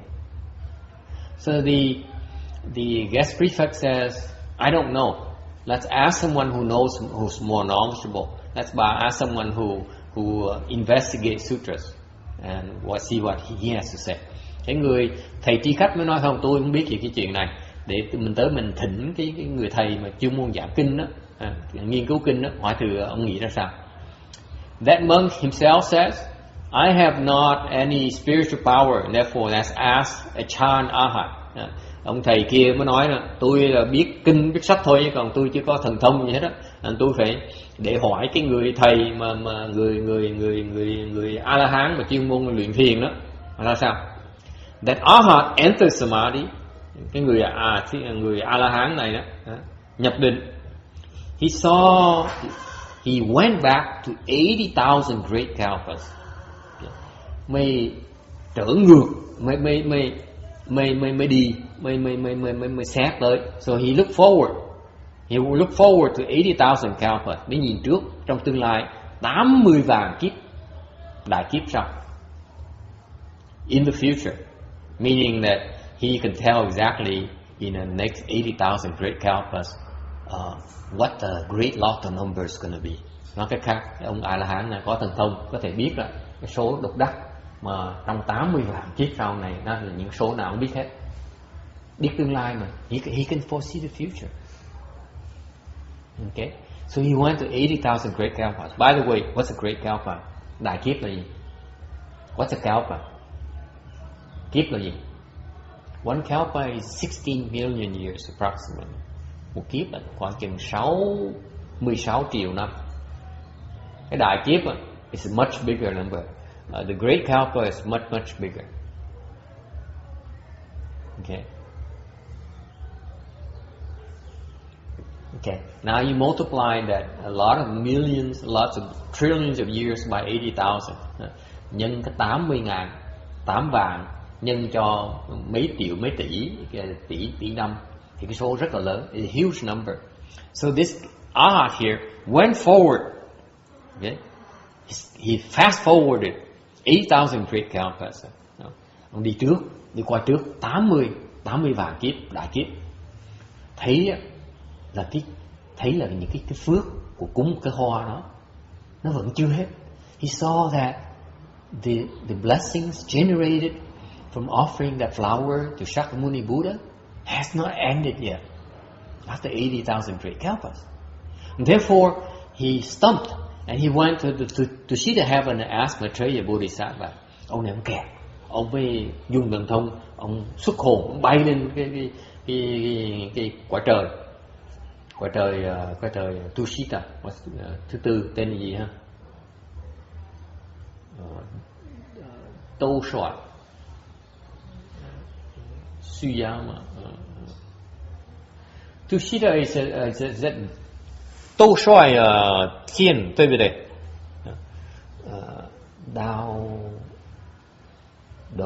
都帅。Anyway, tầng thứ tư, ngài Di Lặc Bồ Tát đang ở đó. So anyway, the fourth heaven where Maitreya Bodhisattva, who is an equal enlightenment Bodhisattva, is dwelling. Cái tầng trời này, cái chỗ ngài Di Lặc Bồ Tát đang ở. Ngài Di Lặc Bồ Tát đó, là cái địa vị của ngài bây giờ là ngài đang ở cái đẳng giác, có nghĩa là sắp thành Phật. He just this much away from the Buddhahood. Arhat has that kind of spiritual power. What? To visit the tree of Bodhisattva. Yeah, he goes to Matsushita heaven and seek Dharma. Absolutely. Okay. Hỏi là bộ người A có độ thần thông như vậy, tôi nói có chứ. Bay, all he has to do is use his astral body. Ông xuất hồn đó. Xuất hồn ông thăng lên cõi trời. Ông hỏi, ông quỳ xuống thỉnh pháp ngài Di Lặc Bồ Tát. So he went up there and then knelt down and requested Dharma from Maitreya Bodhisattva. That's what happened. And then Maitreya Bodhisattva said, give him an answer. He says, endless. Ngài Di Lặc Bồ Tát mới trả lời, vô tận. He says, you know, I don't know. Even 10,000 Bodhisattvas of my level don't even know. Ngay cá nhân tôi cũng biết, tôi là đẳng giác Bồ Tát rồi. Cách Phật tí xíu thôi, còn tí xíu nữa thành Phật rồi. Vẫn không biết. Ngay một vạn vị Bồ Tát các trình độ chúng tôi họp lại với nhau, dùng sức mà suy xét ra cũng không biết nổi. Có mình Phật mới biết. Only the Buddhas know. That's how incredible it is. Okay. And this is what is meant by the field blessing. Cái này gọi là phước điền rồi đó. Bởi vậy khi mình tới chùa, mình có cơ hội mình trồng phước điền, đừng có phá phước điền. So when you come to the temple, there's a chance for you to plant your blessings, not to destroy the field blessings. Okay?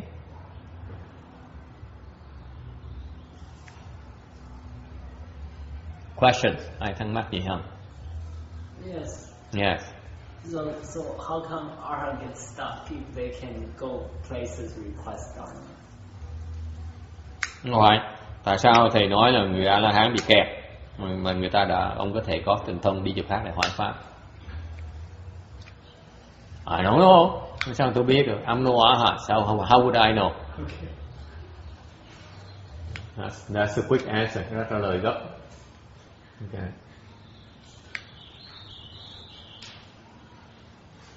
Anyone who wants to help me out? Ai muốn giúp tôi không? Tại ra người A-la-hán mà đi được, đi có thần thông, có giỏi như vậy, đi cầu pháp được, tại sao bị kẹt? Yes. Sometimes in nature there are stucknesses we don't know we're stuck. We think we're really okay when we're stuck, but we don't know anything beyond that. You know, we think we're reached the end. Excellent. We don't even know how to ask. It's like you're so stuck. Trust me, I know that from personal experience. You don't even know how to ask. It's like you think about it. So really What to ask? Not only how, what to ask. Or don't even have the thought to ask. I mean, it's so blank. Yeah. Ông nói là lý do mà mình bị kẹt là tại vì cái nhiều khi mình biết mình bị kẹt, mà mình biết mình kẹt chỗ nào, mình biết hỏi cái gì nữa, mình biết hỏi ai nữa, làm sao mà hỏi nữa. There's lots of things you don't know. You know where you're stuck. Mình biết mình kẹt chỗ nào, mình không biết hỏi ai để gỡ cái kẹt. You don't know whom to ask. Okay. And you don't know how to ask. Không biết hỏi ai, không biết hỏi cách nào. Because if you don't ask properly, you will not get an answer. Tại hỏi trật á, không trả lời.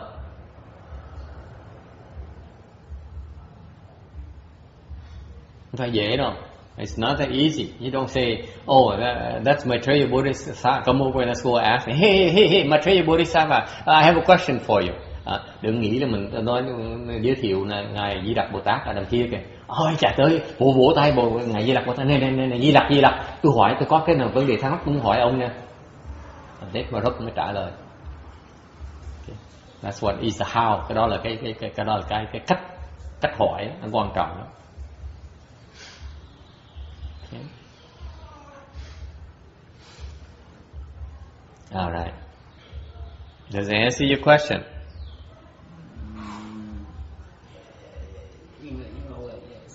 What do you mean in a way? You better answer it directly. It cannot be in a way. And in a way, then you're in trouble.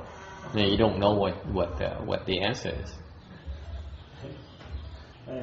I was thinking that Arhat would go ask Maitreya Bodhisattva about this blessing, about the flower blessing. So, compared to like how to cultivate, that seems like a small question. Then asking how to make progress. So, if he can ask for that question, he should be able to ask for his cultivation as well. Not necessarily, because the question is something that came from somewhere else. It's someone else's question. It's that the biggest problem in problem solving is that you don't know what problem to solve. It's not the solution. It's which problem you choose. If you choose the wrong problem, you will not ask for the right help to fix the right problem. And that's the nature of ignorance. You're ignorant, therefore you don't even know it's a problem. So you don't know to ask for it. Like that man who's scheming against his wife, he doesn't realize it's an offense. He doesn't realize it's a big problem. So therefore, he doesn't ask for it. And therefore, you bite your tongue, there's nothing you can do. Cái khổ lắm. Người ta có vấn đề đó. Nhà hồi nãy tôi kể cái chuyện với cái cặp ông chồng đó mà chuyên mưu toan mà để mà ép vợ mình đó. Ok. Thì cái bản tính ông như vậy đó, ông đâu qua cái chuyện mưu toan với vợ mình là chuyện thông thường, giật dây giật lại trong cái đại gia đình, sống đại gia đình mà, thì mình ảnh hưởng nhau là mình lấn át nhau, chuyện thường, ảnh hưởng nhau là chuyện thường, đâu có gì mà lạ đâu. Thành ra ông đổ qua cái đó là đại vấn đề mà thành ra nếu không coi đó là vấn đề thì không có được giải quyết, mà không coi vấn đề không thể hỏi được, thành cái vấn đề nó có đó hoài, không thể nào mình giúp người ta được hết. Người ta có vấn đề mà người ta không yêu cầu mình giúp mình giải quyết, mình có quyền giải quyết, mình chịu thôi, mình nhìn thôi. So for example, if I realize the problem is not his wife, okay, it's driven, the main source of the problem is from him, but if he doesn't ask me to help, there's nothing I can do. That's the nature of ignorance. He doesn't realize it's a problem. Same thing with the Arhat. Người A-la-hán cũng vậy, không biết rằng đang bị kẹt. The Arhat does not realize he's being stuck. He said, me stuck? I'm doing just fine. I'm meditating. Ông nói A-la-hán này, tôi mà kẹt thế nào? Tôi thiền mỗi ngày mà. I meditate every day. I made the 4 stage Arhat. Tôi đã đắc tới tứ quả A-la-hán rồi. Học trò tôi được mấy trăm người luôn. I have hundreds of disciples who depend on me. I save thousands of people. Tôi cứu 1,000 người, 1,000 người. Sao tôi kẹt được? How can I be stuck? And he's stuck big time. Kẹt cứng mà không biết. Of course, he has hundreds of disciples. Đương nhiên có 100, 200 người đệ tử. He can save thousands of people. Cứu mấy ngàn người rồi. Okay. But he's still tough. Cứu là cứu, đệ tử, tứ quả vẫn bị kẹt như thường. Ráng mà chịu. Cái tưởng cái gì mình cũng biết, cái tưởng mình làm được. It's the arrogant thinking you know everything, you're sufficient, you don't need anything, and that's the nature of your ignorance. Cái đó là cái vô minh của mình. Cái vô minh nó hiện ra bằng cách là mình không biết. Mình phải cần cầu cứu. Ignorance manifests itself in a form of you think you know everything, you don't need any help.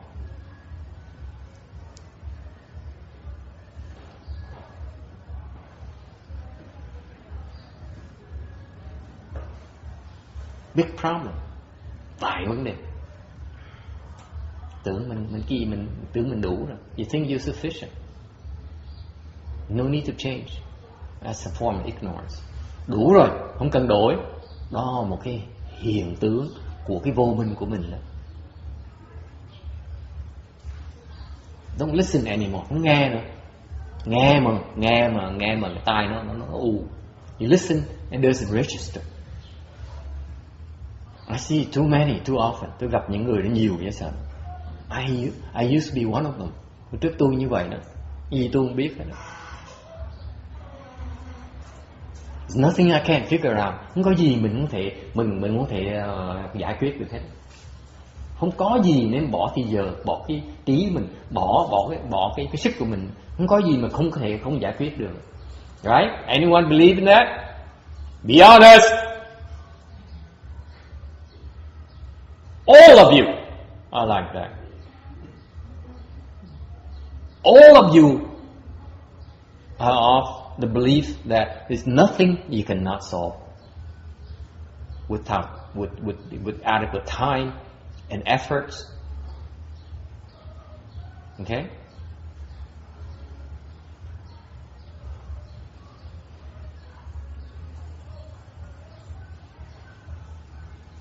And that's ignorance, or cái vô minh.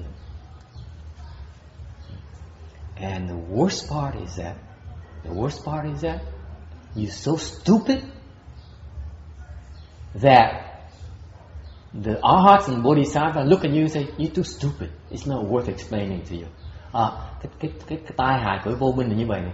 Mình đặt những cái độ ngài Bồ Tát, ngài A La Hán nhìn mình nói, nó đặt quá đi, tôi giảng làm chi? Thôi. And let me tell you, Danny, okay? I've seen fourth days arhats who are so damn, so stupid. Tôi thấy nhiều người, một vài người tứ quả A La Hán, nó đặt quá đi. I said, maybe next lifetime. Đặt quá đi, thôi, chịu khó. Not worth it. Không đáng. Beyond. Cho nó ngu, cho nó quen.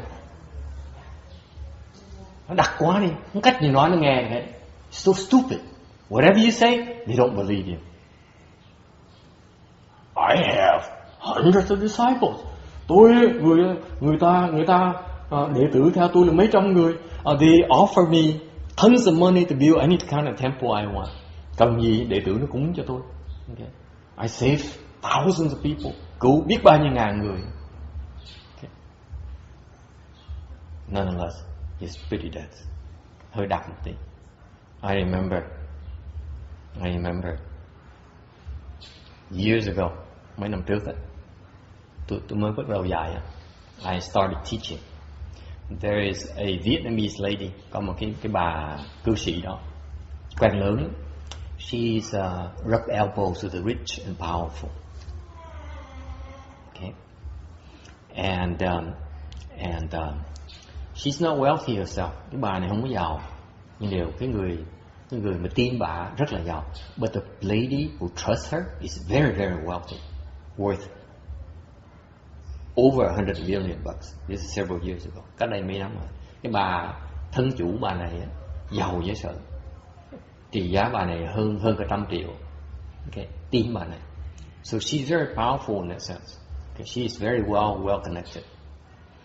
And I asked her, who do you follow? Tôi hỏi bà này, bà tin ai? She says, Xuyên Hoa, Tiền Hoa, tôi tin. I said, but he's dead. Tôi nói, tôi chết rồi. Who do you believe?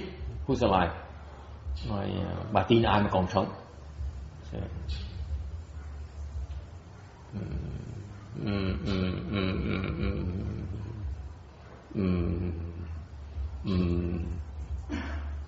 She couldn't think of anyone. I was hoping she would say one of Master Hsuan Hua's disciples. Then I know I go to this guy and ask for Dharma. Okay. Tôi hy vọng đó, tôi mong vậy sợ tôi đừng dụ bà. Hy vọng là bà nói, bà thú thật ra bà nói tên mấy người đệ tử Ngài Chân Hóa mà giác ngộ rồi để tôi biết, để tôi tới để cầu pháp người ta. I was tricky too. I was looking for a teacher as well. Mấy năm trước mình đã kiếm thầy. Thành mình cứ hỏi họ có anh họ co thì ai có biết người nào giỏi thì tới mình học người ta. Okay. He said, Didn't mention any Master Shinhoi disciple. Không biết tên ai, người đệ tử nào Ngài Tiến Hóa mà giác ngộ rồi hết. Flip out picture. Bật ra qua cái hình. This I believe in. Hình một người. Người tăng này tôi tin. You know who it is? Quý vị biết ai đó? A picture of a monk who looks like he's in his 40s, he's more in his 50s. Người tăng này, người tướng khoảng chừng 40 mấy tuổi, để tôi nghĩ khoảng chừng 50 mấy rồi. He's pretty young. Okay? What nationality do you think he is? Người nước nào? American, Vietnamese, Chinese, what? Cantonese, Taiwanese, Việt Nam, Lào, Đài Loan, Nhật Bản, Japanese. What happened now? Korean, Đại Hàn, anyone? What is that? Thai monk, người Thái Lan. I said, why do you believe in him? Câu hỏi, tại sao bà tin ông này? He is the teacher of the Thai king. Ông này là quốc sư, thầy của quốc vương, ông vua Thái.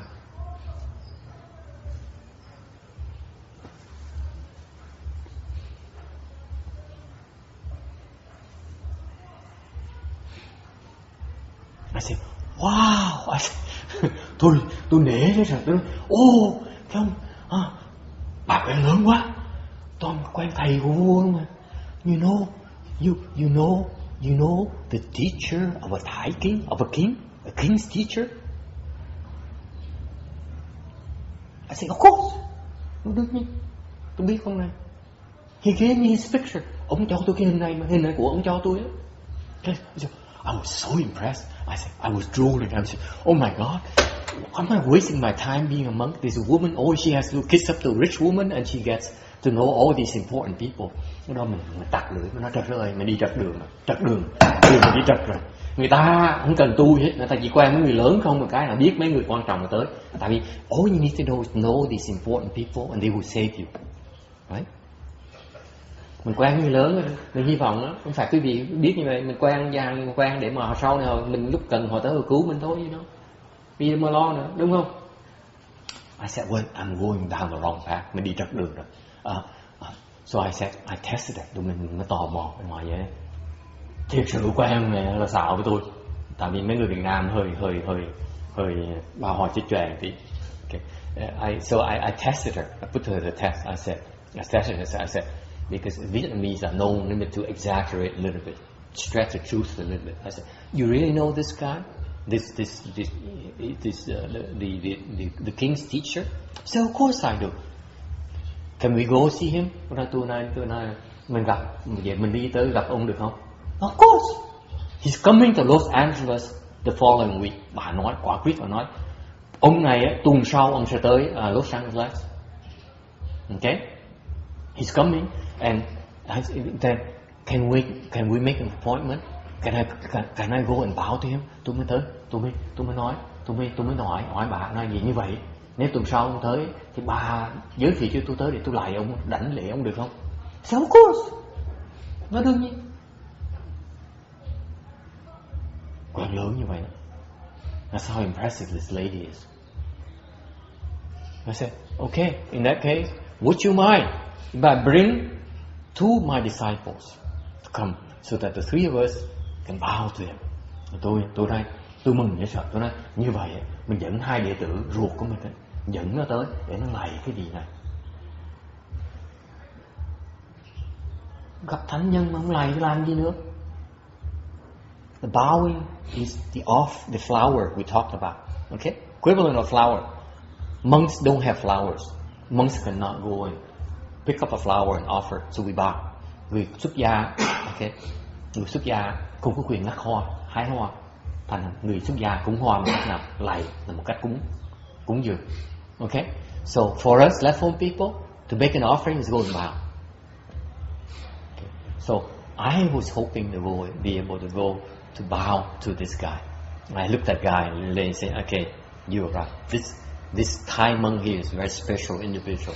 Tôi khen bà, tôi nói, bà tin ông này là đúng. She said, of course, I know, because when I'm in trouble, I remember a person I know. Bà mới kể, bà mới thổ lộ cho bà biết. Bà nói là có một người kia bệnh rất là nặng. She knew of a guy she close to who's very very sick. Người bạn quen ở trong nhà thương, nằm liệt giường nhà thương. Okay, very very sick, dying in hospital bed. And she asked that Thai monk to go and help her friend. Tại cái bà này mới yêu cầu cái ông thầy Thái này á, vào nhà thương để cứu cái người bạn của bà. Cái bà này bà quen lớn mà bà phải có bằng cỡ bà mới tin nha, chứ không phải bà dễ tin đâu. This woman is very tough. You better deliver before she believes. That's why I invited her to come to my classes. Never made it. Bà này khó lắm. Tôi dụ bà tới, mời bà tới học mấy cái lớp thiền tôi mà không bao giờ tới hết. Bà phải chê tôi quen lớn thầy nhỏ quá. Học gì thì dạy gì. Anyway, she's that smart. Anyway, she invited this Thai monk to go to the hospital and ask him, Master, can you help my friend? Bà này thẳng sao bà hỏi, mời ông thầy A-la-hán. Mấy người trẻ thì nghe không kịp.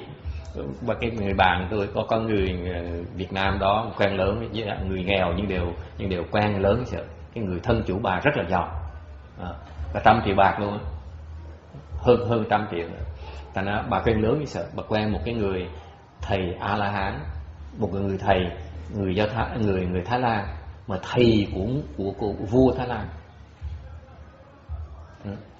Thành ra bà yêu cầu ông thầy Thái Lan đó, người tăng Thái Lan đó, vào bệnh viện giúp người bạn của bà đang chết. Okay? Bác sĩ khoanh tay. The doctors gave up on him, on her friend.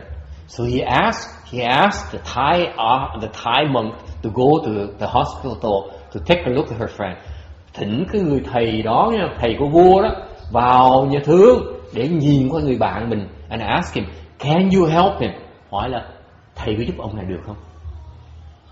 Thai monk look at her. This was her own mouth. Bà kể chuyện tôi nha.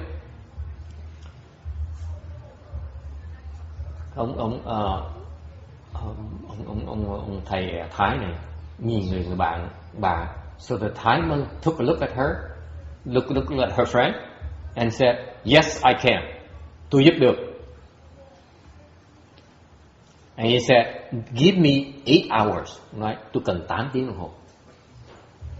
Tôi cần 8 tiếng đồng hồ với người này. Tôi ở nhà thương này 8 tiếng đồng hồ. Yêu cầu bà để yên tôi trong phòng này với ông này 8 tiếng đồng hồ. He asked her to leave him alone with her friend in that hospital room for 8 hours without interruption. Without any interruptions. No problem. Và xếp xong, ngồi ông thầy A-la-hán, ông tụng kinh cho cái người bạn của bà 8 tiếng đồng hồ. Whatever he did for 8 hours, he recited sutras or whatever. The guy got better and he lived. Cái người bạn của bà lành bệnh và ra khỏi nhà thương. Vì vậy bà mới tin cái ông thầy A-la-hán. That's why she believed in him. She says, I'm in trouble, I call for help. I call him for help. Tôi mà kẹt, tôi gọi ông đi cứu ông. I said, you're doing the right thing. Tôi mà kẹt, tôi cũng có cứu ông nữa. If I get stuck, now I know I will ask him to help as well. Thank you. Cảm ơn bà dễ sợ. Nhiều tôi biết có người để cô cứu rồi. So I insist. I said, please arrange for me. I humbly ask you for a favor. Tôi nói tôi rất thành khẩn mới yêu cầu bà như vậy. dàn xếp cho tôi tuần sau tôi dẫn 2 đệ tử tới để chúng tôi đảnh lễ cho ông thầy Thái Lan này. I said, please arrange for us to have an audience with him. I'm not asking for a long time. All I ask is for the chance to go there and bow with my 2 disciples and bow to him. That's all I ask. Thì tôi yêu cầu chừng đó thôi. Tôi nói chỉ có tôi không đòi hết, tôi xin tới đảnh lễ thôi. Okay.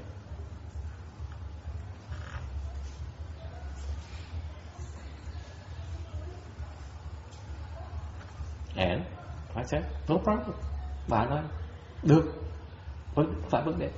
Tôi gọi điện thoại để dàn xếp cho thầy. She said, no problem. I make a phone call. I arrange it for you. Okay, time is running out. Hết giờ rồi.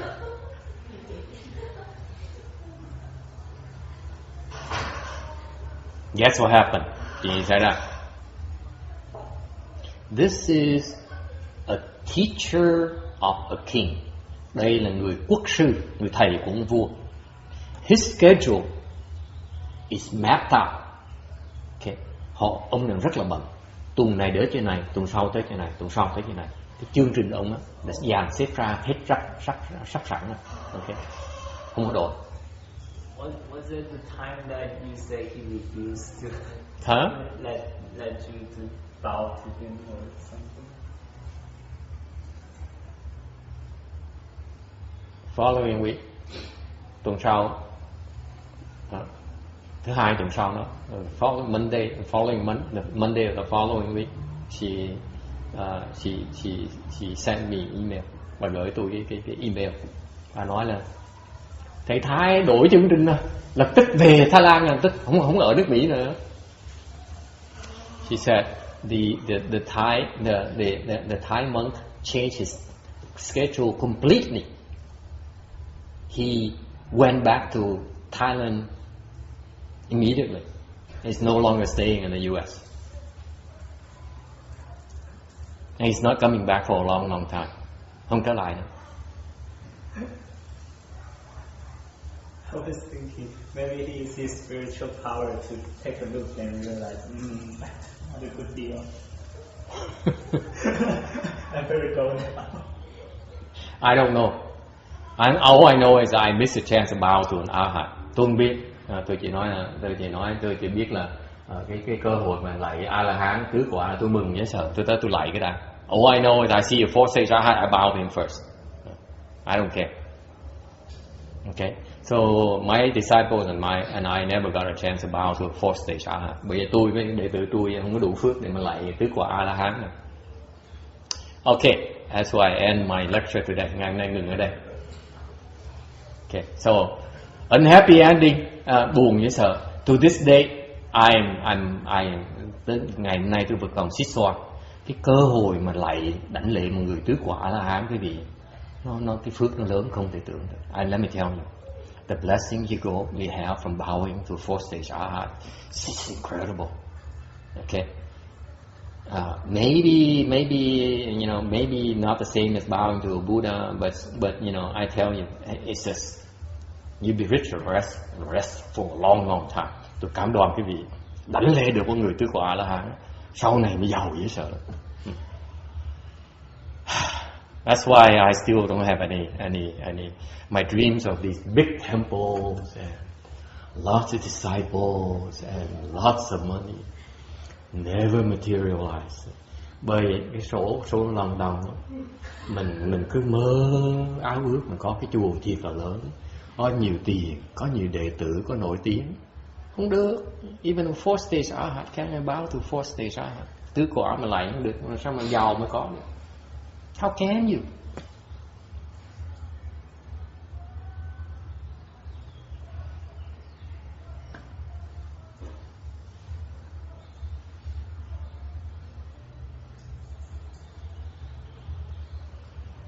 Not a bad arhat. Người thầy Thái Lan giỏi. Not bad. Okay, any final questions before we stop, before we wrap it up? Có ai có thắc mắc gì không? Trước khi mình chấm dứt ở đây.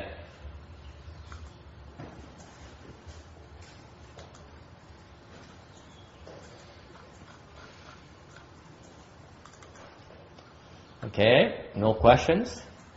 I have a question. Yes. I've been trimming a lot of trees in my backyard, and my husband mentioned that you have to do something before you do that. No, too late. Trễ rồi.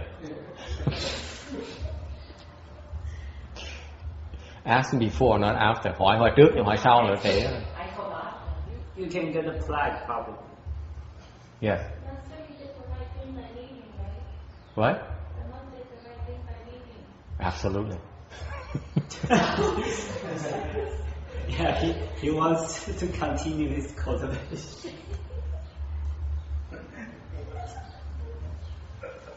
I think when he hears the news, he probably sends something. He's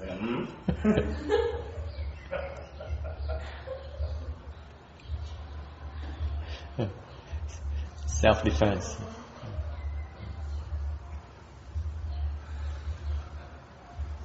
Okay, transfer.